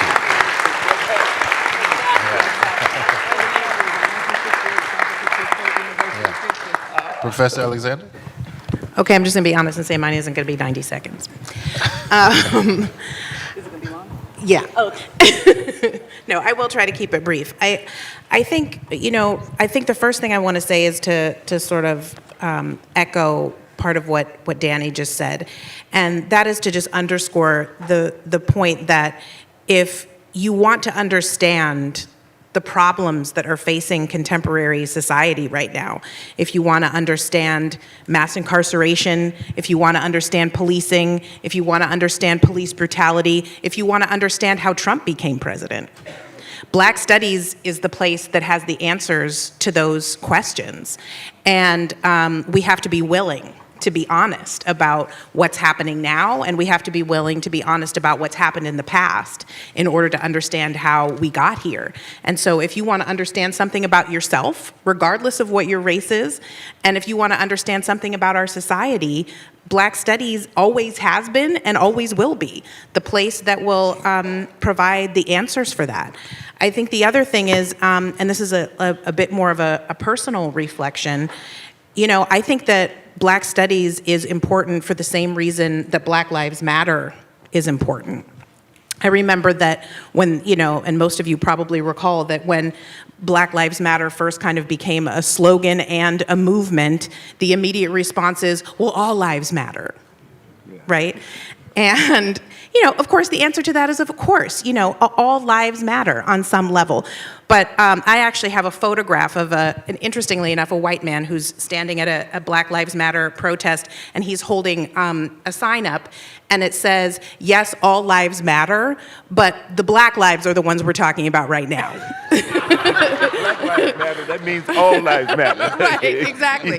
And the point, for me, the point at the heart of that sign was that, and it's the same reason why I feel like Black studies is important. It's not to say that all the other areas of inquiry are not important. It's not to say that other studies or the histories of other peoples and cultures are not important, but there are really very few others, histories and cultures that have been denied, that have been lied about, that have been ignored, that have been covered up, right, in the way that the stories of people of African descent have. And I think that's rooted in the questions, right, that Danny was posing to the audience, right, is to sort of pull the covers off of that reality, that there are very few people, there are very few other races of people in the world who have been lied on and ignored and, mistreated in the way that ours have. So to say that Black studies is important and is central is not a denial of the stories and the histories and the cultures and experiences of other people, but it's to say that these stories are at least equally important and need to be asserted and need to be over-asserted, right, because of the historical treatment that they have received. And just very quickly, what I hope to avoid in the future is the experience that I had as a sophomore, as an undergraduate, sitting in my very first Introduction to African American Studies course. And I actually very literally remember a very specific moment, despite the fact that, this occurred like 100 years ago. Sitting in my classroom, and the professor was lecturing about the history of the slave trade. And I remember sitting in there thinking, and all I could think for the whole entire time that she was lecturing was, nobody ever told me this before, nobody ever told me this before, nobody ever told me. I felt like I had been lied to. And, for me, that is why I am so deeply dedicated to Black studies, and will spend the rest of my life standing up in classrooms telling these stories, because I don't want generation after generation after generation of students to come into classrooms and have never heard these stories before, to not know the answers to Danny's questions. Right? That is not the society that I want to live in. That's not the type of university I want to be in. I don't want to be in an environment where the students, when they're asked the question, are you able to talk about these issues in your classes? I want every single one of them to raise their hands and be like, yes, of course. Right? This is a place where these conversations happen. And Black studies is the pathway to that. Thank you.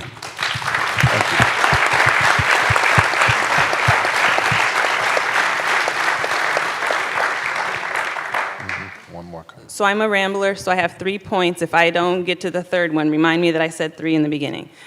So I want to touch on what Danny was saying in the beginning about the Haitian Revolution, right? So why is it important that that we as Black students know our history, right? So I did not know, I knew about the Haitian Revolution in general, but I did not know that Toussaint Louverture was the king of Haiti, yeah? And he is demonized in history because he owned slaves and made them build the what is it called? Not the cathedral, the citadel. No, what's called Christophe built the Yeah, city. that was Christophe. Christophe built the city. Christophe, what is his last name? Henri Christophe. Henri Christophe. Andre- Ouais. Okay, let me get my facts right. Thank you, Danny. But what we don't know is that George Washington and who comes after George Washington? I'm sorry. Jefferson are his contemporaries. And they own slaves, and they use slaves to build their kingdom, quote unquote. But they're not demonized in our history. We praise them as the founders of the free states. But who was the ones that really actually freed us, quote unquote? It was the Haitian Revolution. They are the ones that actually embody the idea of liberté, fraternité, and what's the last one? Égalité, ouais. And so why is that? Because we don't have control of the narrative. We are told that you have to abide by these rules, and you got to quote all the people that have said this before you said it. Like, how can you say something new? It hasn't been said before. So I have to keep retelling the same whack history? No, that's wrong. And that's why it's important to know your history, to know that it's wrong, because you wouldn't have known it was wrong because they didn't tell you. You're sitting in that class and you're recognizing that you're being lied to. But the real tricky, like real nefarious part of that is that you could potentially be in a class that claims to tell you the history and they still don't tell you the history. That's the really, really seedy, nefarious part of what's going on now when it's not Black-centered. Because you have to compare it and you have to share it. So Toussaint Louverture, his struggle, and Henri Christophe and his struggle, now it's a Caribbean struggle. It's no longer an African struggle. It's been co-opted. So now it represents all of the Caribbean, those that were creolized, those that, own slaves themselves, but they're of a lighter hue. So, oh no, we can take the dark-skinned African struggle and we can make that our struggle now. And you would be fooled and lullabied into thinking that that's true when that's not true. He's not a demon because he owned slaves and made them build the citadel. He's demonized because, why? Let's see. Because he threatens the structure of inequality that the white standard wanted you to believe, right? So that's my first point. Don't be lulled into believing the history that you've been told. Black studies is necessary so that you can hear a different side of that same story.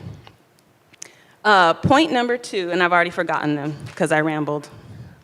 Okay, it's maybe somebody from the audience. They'll come back in the Q&A, will she ask says. a question, and it'll have something to do with your point number 2. So we'll take Danny can speak, but we'll take 2 people on this side and 2 people on this side. And if you would come down to the mic and ask your question, and as you do that, we'll take Danny's point.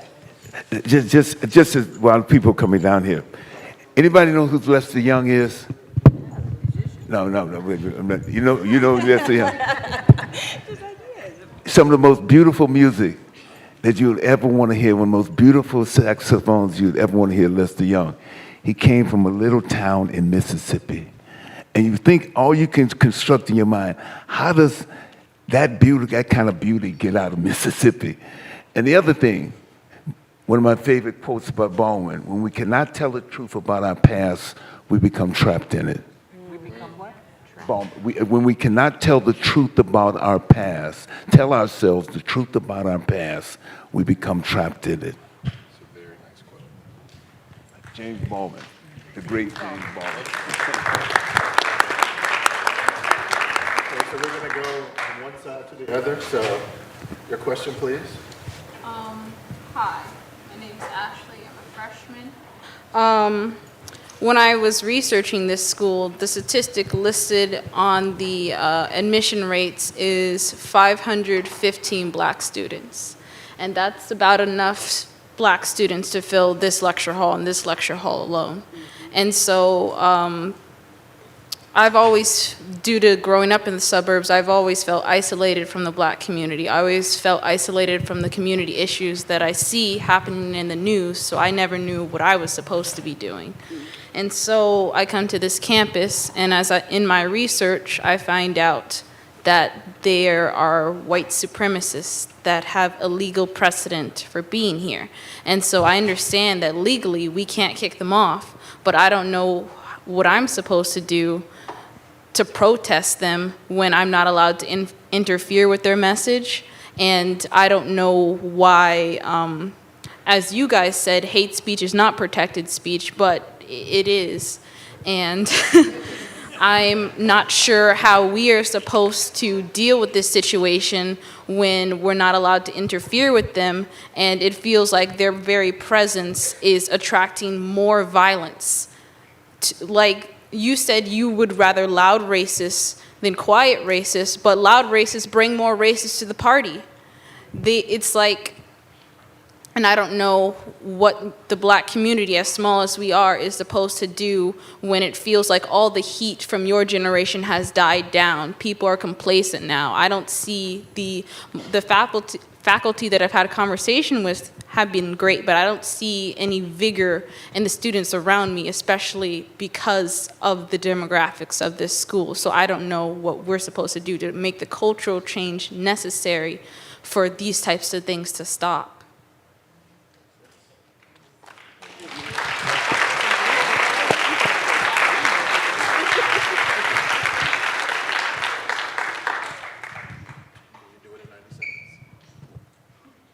I can.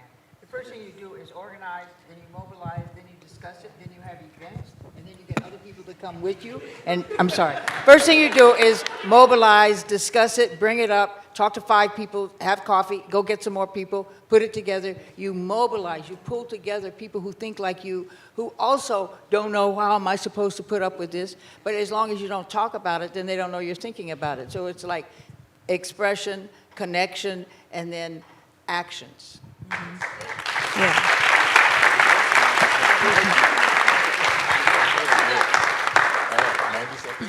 Yeah, I was going to say something very similar, which is what pops into my head is the words of Kwame Ture, formerly known as Stokely Carmichael, which is organize, organize, organize.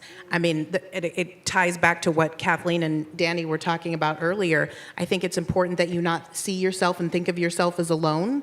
You know, you need to talk to the people around you and to also think about reaching across, you know, all different kinds of boundaries to find people who are in coalition with you, right?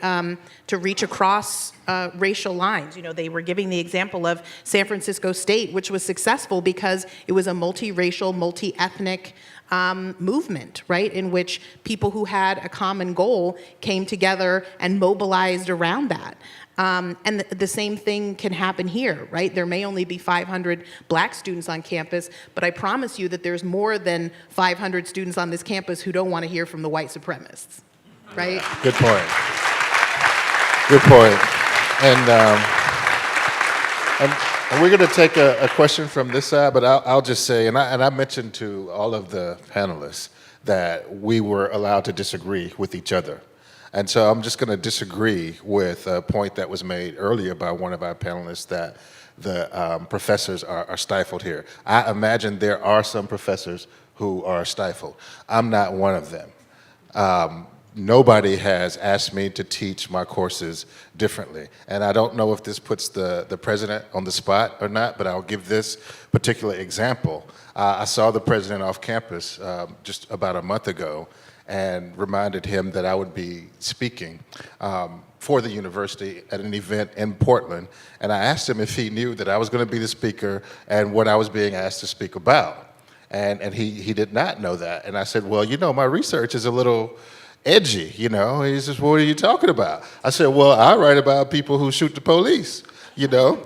And so I don't know if you want me to do that. And President Scheer was like, hey, that's your research. You could talk about whatever you... So I'm not being stifled. Maybe somebody else is being stifled, but I'm not one of those people. And that's in answer to the question, like, what can we do? The university is hiring people to teach courses that help people think differently about these issues. It's not the end-all, be-all, but it's a start. And I just wanted to throw that out there. So your question, sir.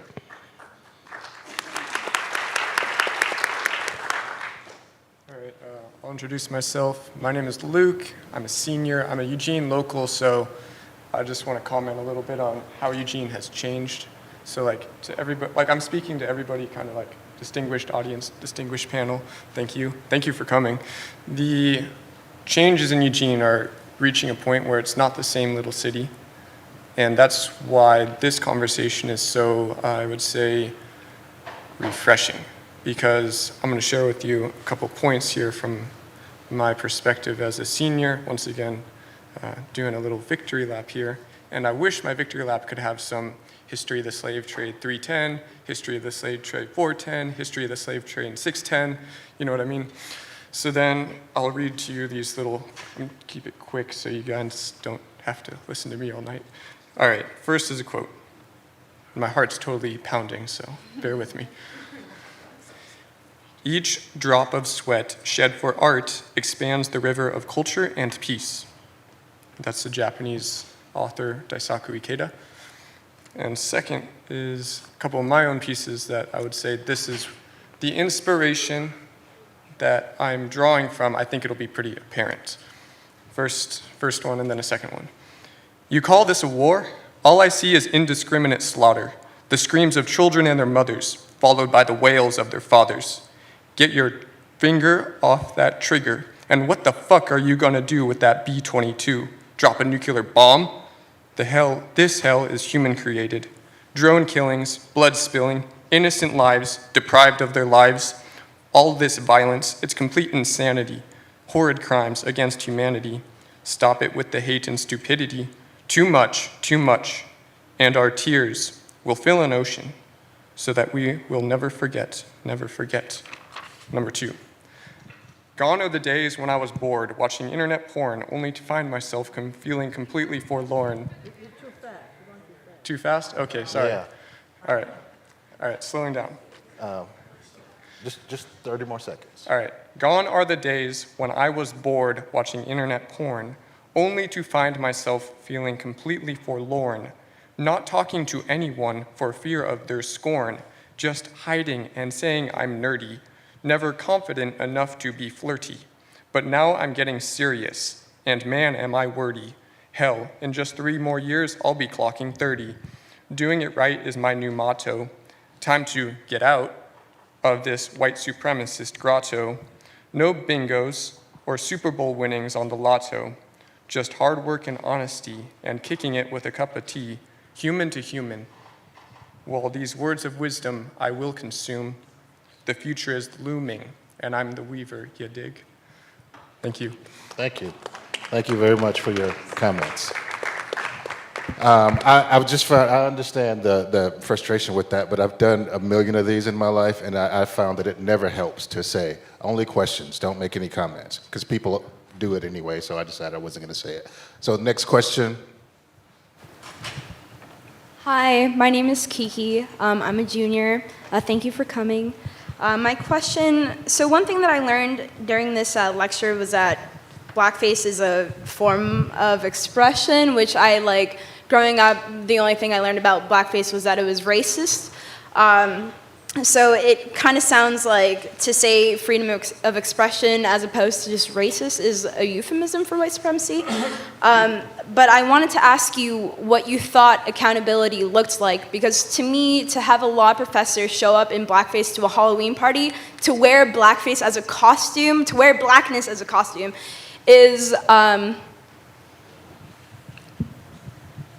I don't know what word to use for that, but yeah, so my question is, what does accountability look like? Because she hasn't faced any repercussions really, so I wanted to understand. Yeah, so I'm not the person that's going to do anything about her accountability, right? Like, I'm a student here just like you, and I'm disgusted equally. So I don't want anybody to misunderstand what I meant when I said that she has the right to do that.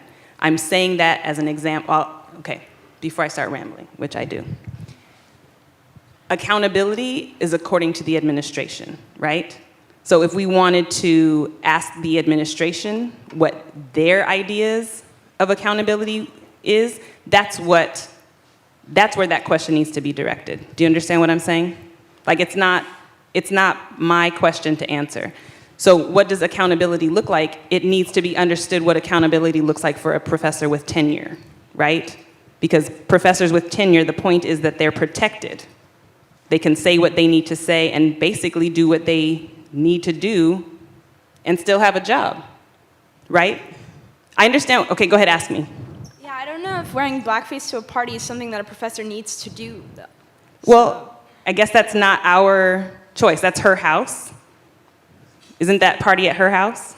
Sure. Yeah, so I don't know what to tell you about that. I don't have an answer for you. I don't like it, but I also don't want what I do in the privacy of my home as a professor once I get tenure. I don't want that to be like, I don't want there to be any sort of precedent being set that all of a sudden what I do in my home is now reason for me to be fired as a black professor, right? Because they already use many, many excuses to keep us not from being able to do what we want to do. Excuse me. Am I still not answering your question? It sounds like an excuse to me. Like, I understand maybe the question shouldn't be directed to you, but like sometimes administration doesn't hold, itself accountable. So I mean, like, someone has to, right? And I feel like my positioning as a student, at least, maybe should be holding administration accountable, right? Because I do pay to go here. Absolutely. So, Right, and I feel like that has to do with how we organize ourselves as black students. I'm sorry, can you say And that I feel like that has to do with how we organize ourselves as black students, how we organize ourselves as a black community. To address the lady that was talking before about feeling alone, you're not alone. Like, nobody likes to walk around and see, white supremacists on campus being able to voice their opinion. But, if you think about it old school, like my mother taught me, then you just don't be where that's going on. You do what she's saying. You be at the cafe, you be talking with your friends, and you find out, okay, well, what is it that we're going to do? Right? How are we going to survive on this campus where a professor is allowed to dress in blackface and where white supremacists are allowed to protest on campus? How are we going to survive? Are we going to put ourselves in harm's way because they choose to behave that way? I don't think that that's my response to it, right? Like, I still have work that I need to do. I still have a family that I need to take care of. I need to live another day to do what I need to be able to do. Right, so am I really going to be stressed out about why a white professor was able to do that? I'm not going to choose to be stressed out about that. And if we wanted to organize, if you wanted to organize the people and say, hey, this is not acceptable, we need to stand up and we need to say something about that. But my statement about that was to say, don't censor her, because then that just leads to more censorship. I don't believe that the answer for violence is more violence, right? So if I want the freedom to be who I am, I don't need the continued censorship. Does that make sense what I'm trying to say? yes. I'm not So fully answering your question. that's a very good question. Actually, an excellent question, and I appreciate the response. It was very good as well.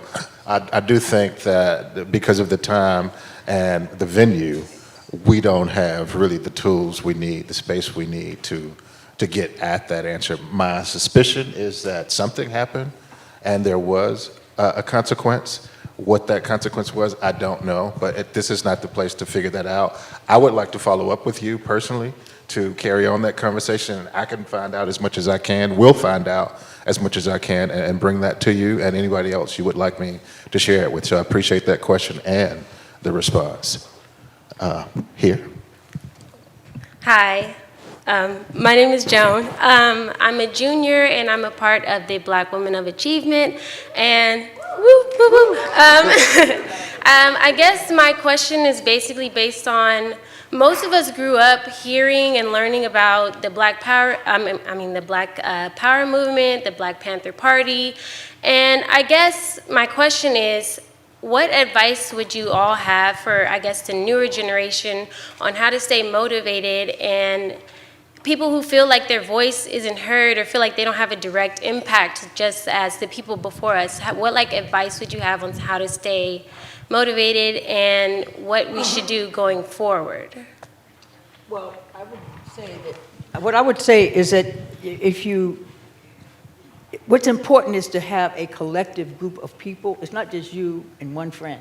You have to have some body of people who have some basic agreements that you can sit around, talk about things, and consider, well, what can we do?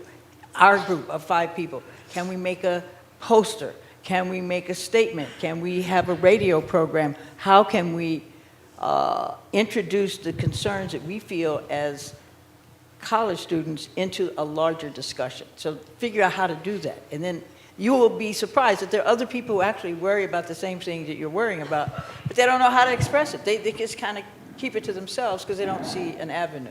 That's my suggestion. I'm really fascinated with what I see happening with young people all over the country.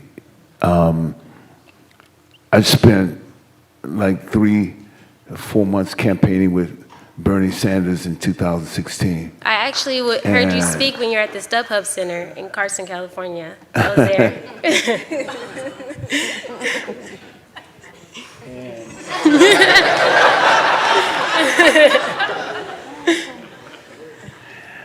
But I'm just fascinated about what is happening right now in the electoral process.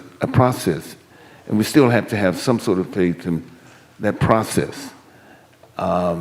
If indeed that we expand the body politics and we expand the levels of discourse, and being a part of that, I mean, should be, in my own opinion, should be really exciting for you and for young people right here. So in any way in which you can, you know, to find yourself a part of that.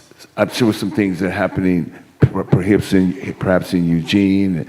And are you from Oregon? No, I'm from Carson. Are you from where? Carson, California. But I'm just saying, I just think that this is an extraordinary moment where there's so many things that are happening right now at this moment, and whether it's certainly around certainly women and young women, but just the level of engagement that I find people at this particular moment, and a great deal of that comes out of the residual disappointment of what has happened.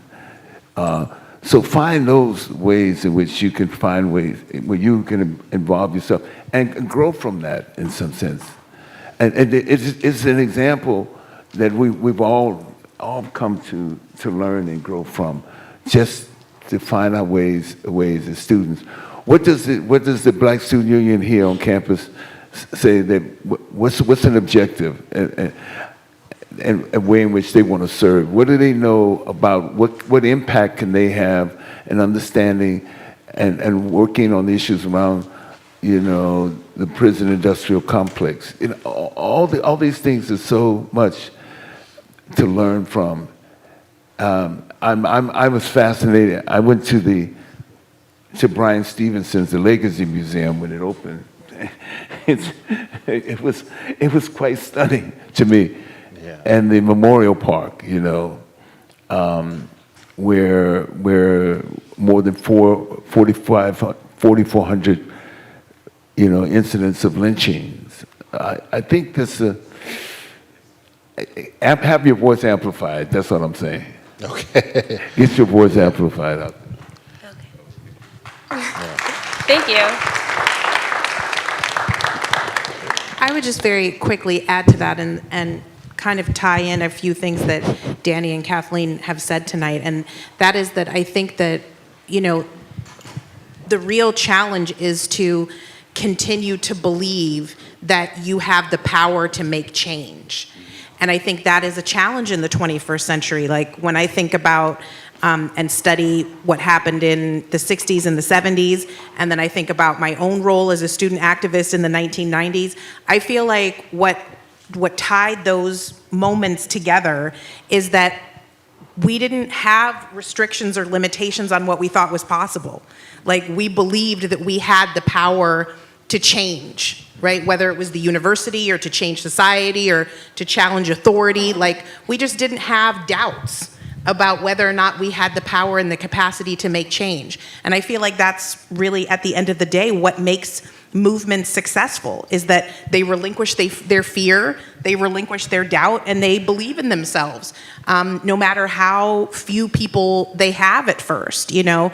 Those of you who were involved in the movement, and Curtis, who studies the movement, know that, you know, a lot of the marches and protests that took place during the civil rights movement and during the Black Power era that have fundamentally transformed society today, many of them started with a handful of people, you know, a couple of dozen people who relinquished their fear and who believed that they had the power to make change. And I think that that is what we need, right, in this moment. And we have lots of reasons to have lost faith. right now. And we have lots of reasons to doubt ourselves and to lack courage. But I think we need to tap back into that moment where people actually believe that they had the power to make change. Absolutely. You know, and I'll just say here that the thing that connects everything these people are saying is that folks relinquished that fear and felt like they had the power and felt like they had the courage because both Kathleen and Danny were in school. They were students. And so you're students here, at least the person who asked that question. Take some history classes. Take some ethnic studies classes. Take some black studies classes. There are faculty in political science, faculty in English who are teaching these things that will absolutely blow your mind. Once you get that knowledge, you'll automatically begin to organize yourselves. So I'm just saying, go get yourself some A's. And I think that question will answer itself. Yo, you So, hear what he's saying? Get them A's, right? Two more questions. This one and this one. Get those A's, right? Well, I'm going to take my hat off to the panel, see? Because I'm from Brooklyn, and when all this 1968 and 69 was happening, that's when I was born, see? They left me in a puddle of blood and a shadow of black gun smoke for my whole life, see? So I'm going to tell you what happened. You think that brother made you feel uncomfortable because he was from Cottage Grove or from Eugene? My daughter was born in Cottage Grove, and they still got laws where black people can't be out past 7 a.m. or before 7 in the morning. You know where I come from? I come from a place called Diversity, and I'm about to change, and I'm going to be right here every day on these streets, on the block, like they taught me to be. I see heroin every day, and it don't give a fuck. It want me to take its life, but I'm giving it back every single time. You motherfuckers need church. You need faith. You need to show them what you can do. You need to show them by your actions. Stop asking them. It's written. I'm just pissed I didn't take as much time as I could to study for them 50 years. But I can write now, though. I can spit live lava, though. You can understand that shit. You can feel that in your pulse. We can all breathe that together. I'm going to give them something to let them know what's been going on in these streets right here, right now. September 5th, true story. I was afraid of white folks. Even though I had married and had children and their mother is of Jewish descent. I had to become disabled with kindness and took all acts of beauty as invitation. Though the streams were foul, I drank. Though the air filled with smoke, I found half dome. In it all, I was no different. I traveled to all the mystic places in America, and it made me no more American. I learned. I even made strides to become educated, college educated with my boy Mark Harris. Challenged his curriculum, said it wasn't about me. Where's the women from the East? Why ain't Ziri Kua in there? Why Uhura Sasa Boys School ain't in there? Why you gonna talk about how we just take it if we need it? Oh, because they ain't feeding us enough. So we gotta get educated. He taught me I had to strive for something, be qualified. So everything I said would be more than just my pride. Motherfuckers could learn from me. All right, that's cool, I'll do that. But I'm still in these streets, see? After trying to become educated, the whole time everyone noticed I was not the traditional student. Now remember that, you ain't like them. No one asked what I knew or what I had to offer. At risk seemed everything, and so little time had passed. I no longer hug affirmative opinions. Let me repeat that. I no longer hunger affirmative opinions from institutions or systems. Call me radical then. I will build a better community built on unity because I'm no longer afraid of just not being white. I have learned to also no longer fear the fears of the whites, the poverty, the hunger, the pain, and the loneliness. Yes, I survived all that shit. So I take my hats off to you, and I thank you. But a question, do I have to die like this? Do I have to get iron on my sides so I can protect this? Do I have to get a concealed carry so when they walking through my street at night and they know they're on my block, they safe? That's all I need to know. Just give me the answer. Tell me it's time to get live. Thank you. Thank you very much.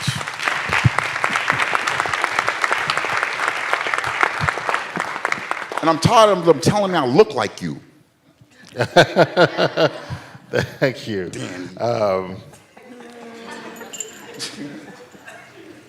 I actually, and this is rare for me, but I don't know the answer to your questions. I'm happy to. His last question, though, his poem was excellent. I just don't know whether he needs to get his concealed carry or not. That's not something I can answer, but I do appreciate the question. I certainly appreciate the rest of the points. I said there would be two, but there looks like there are two more, and there was a gentleman standing behind you. So we're going over time. If you could just really make it quick, I'll be in less trouble. Okay? So I'm already going to be in trouble, but I'll be in less if you can make it really, You are going really to be quick. in trouble. So, I'm the aforementioned Mark Harris. I guess how you respond to law professors wearing blackface. The thing with freedom of speech is you can be sloppy, stupid, and lie. And you can also be eloquent. So in her sloppy way, she was talking about a book by a black doctor. How many of you have read that book? Okay. How many of you have read that book? So the book by the black doctor, as the son of a black doctor, as the brother of a black doctor, as the father of a future black doctor, as a drug counselor whose role model is Matula Shakur, then as a black psychologist who studies Fanon and Chester Pierce, I would say when I taught the class on the Black history of Eugene in the spring of 2017, to not have it picked up, I can say voices can be suppressed by not hiring them. So I welcome the creation of a Black Studies department that would kind of look at the fact that we need to talk about this perfect learning laboratory for institutional racism that this state is. thank you. But I was teaching a class, never having taken a class in Black Studies at any of the institutions that I went. It was actually my home training, the books. So I believe in making A's. I'm a college professor. But I do believe that, and this is the question, what do you think about the old school where we learned, where we actually studied ourselves and empowered ourselves? Because, for example, this is a Ron McNair institution. How many of you know who Ron McNair was? Yeah. Okay. Black astronaut, killed at Challenger. The McNair Scholarship sponsors, among other people of color in the sciences. So often a good response to racism, white supremacists, is excellence, becoming more human than they are. What other response can there be? Right? And I think many of our panelists have exemplified that. So what would you talk about in terms of how people could be literate? Because that's one of the things I often see here. They turn to their phones, but they don't read books, especially when the books are about them. Thank you. Thank you very much. I happen to have been just very, very lucky. I have good students. They don't always read, but they read most of the time, and I feel like that's working for me. I do like this notion of learning about yourself with yourselves, but there's nothing wrong with having an integrated learning environment as well. And I don't think that it's impossible to do both of those at the same time. That would be my response to that. I think you could do both of those. We're going to take your question and yours and give our salutations. Okay, you guys somewhat answered my question, but I You somewhat answered my question, but my name is Tamara. I'm a freshman here, and I'm from the Bay Area. And I am in a FIG of women's gender and sexuality. And now that I've been in there for a while, like, I find myself like getting angry because we talk about the idealistic woman, femininity, like all these concepts of being a woman, and you barely hear anything about like African-American woman or an African-American woman being more of the masculine descent or whatever. So like, I just want to get more involved. I feel like I need to be more involved because I'm just angry. Like, I find myself really angry. Like, why am I angry? In the lecture, like, just sitting, like, I don't want to talk about it if it doesn't have anything to do with Black people. Like, we're people too. So, like, but you guys already said about, you talked about getting in groups of 5 and, like, expanding your ideas to other people. But, like, I just, like, don't know what to do because also you talked about there's only, like, literally like one class you could take for like to learn more about ethical like studies. So I have a comment. Instead, that what is my comment is that when you are in that predicament that you just described, you have to have a crew of people around you, other people who have similar ideas that you have, maybe not similar experiences, that you can, what did we call those, rap sessions, I think. You can just hang out and talk about it and have a regular group. Say, can you believe this? Yeah. This is what happened. I mean, it's like, you cannot remove racist thinking from everybody in the universe. And college campuses are a place where you can actually challenge it. You can have petitions, you can have demonstrations, et cetera. But you can't remove what's been. There's one professor, historian, who lived in the Midwest, and I'm blanking on his name, but he said he couldn't figure out why so many people in this area, I think it was in Illinois, they were all talking about Black people and niggers and that, and there were none in the town at all. But they were constantly referencing these shadow people who weren't even there and using them to say all sorts of things. You have to realize that the presence of Black people and the experience of Black people serves all kind of purposes that we have no clue about for people who live in communities where there aren't any Black people. So this is very strange to me. I mean, being from Alabama and Texas and places like that. From the Bay Area, North Carolina, Yeah, like so- I'm just so we not, just have to- I'm having a culture shock right now. Like I'm used to diversity, so I'm just like, I don't know what Yes, to and so do. you Like, need a crew of people who have the same experience you're having, so you can talk about it, process it, and discuss it. You can't. This is not something you can handle on your own, or you can, but it's a negative way of handling it if you're on your own.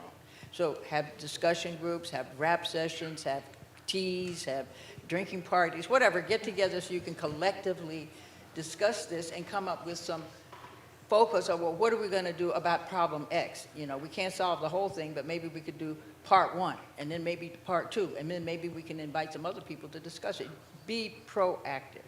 Don't take it and just hold it in. Right. Push it back. thank you.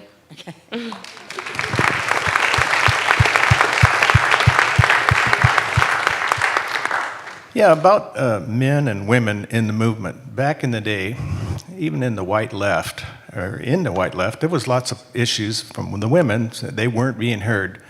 They didn't have their place at the front. And it was the same in the Black movement. Everybody you see up here are Black men, just about, except for you.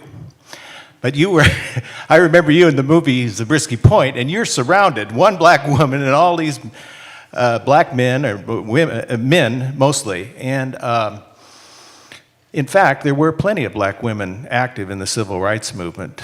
And I wonder, have we progressed further? I just want to say how surprised, just myself, I was so surprised to hear of all your credentials. Your reputation back then, you know, you had the last name of one of the big men leaders. Yeah, we were married. Yeah. But I had no idea. You should have been the one sitting in that giant chair, you know? No. Okay, No. but What he's talking about is the wicker chair that Huey Newton was what people don't know is that Eldridge Cleaver, who was on parole and not allowed to associate with people bearing weapons, was a photographer. So here he is, Huey Newton with a rifle and a spear and a, very militant type, but he didn't put his name on the photograph. Okay. Well, what, Could have gone back to jail. what I'm asking is have things moved forward? Are women who are, Wait a minute. there's wait a more minute, women wait a minute. here. I want to say things do not move forward. They go forward, they go backwards, they go backsided, they go upside down, they turn around and flat and turn around and do something else. So we're probably the same things that we're talking about as things that were being talked about by John Brown in the 19th century. Yeah. We're just dealing with the different version of it, but these issues of dominance, of racism, of sexism, that's what we're dealing with. Yeah. It's a version of it that is not as miserable as it was in the 19th century, but it's still here, and it's sophisticated. Look at the occupant of the White House. I mean, give me a break. This is retarded, in my opinion. Yeah. We have gone backwards, but the country isn't as backwards as the president, in my opinion. So we have a lot of opportunity to challenge what's happening, but there is a larger society that wants to resume white supremacy. I mean, it's pretty obvious from reading the papers. And so we have to, here we go, let's resume the struggle to end white supremacy. Okay. Thank you very much. Thank you.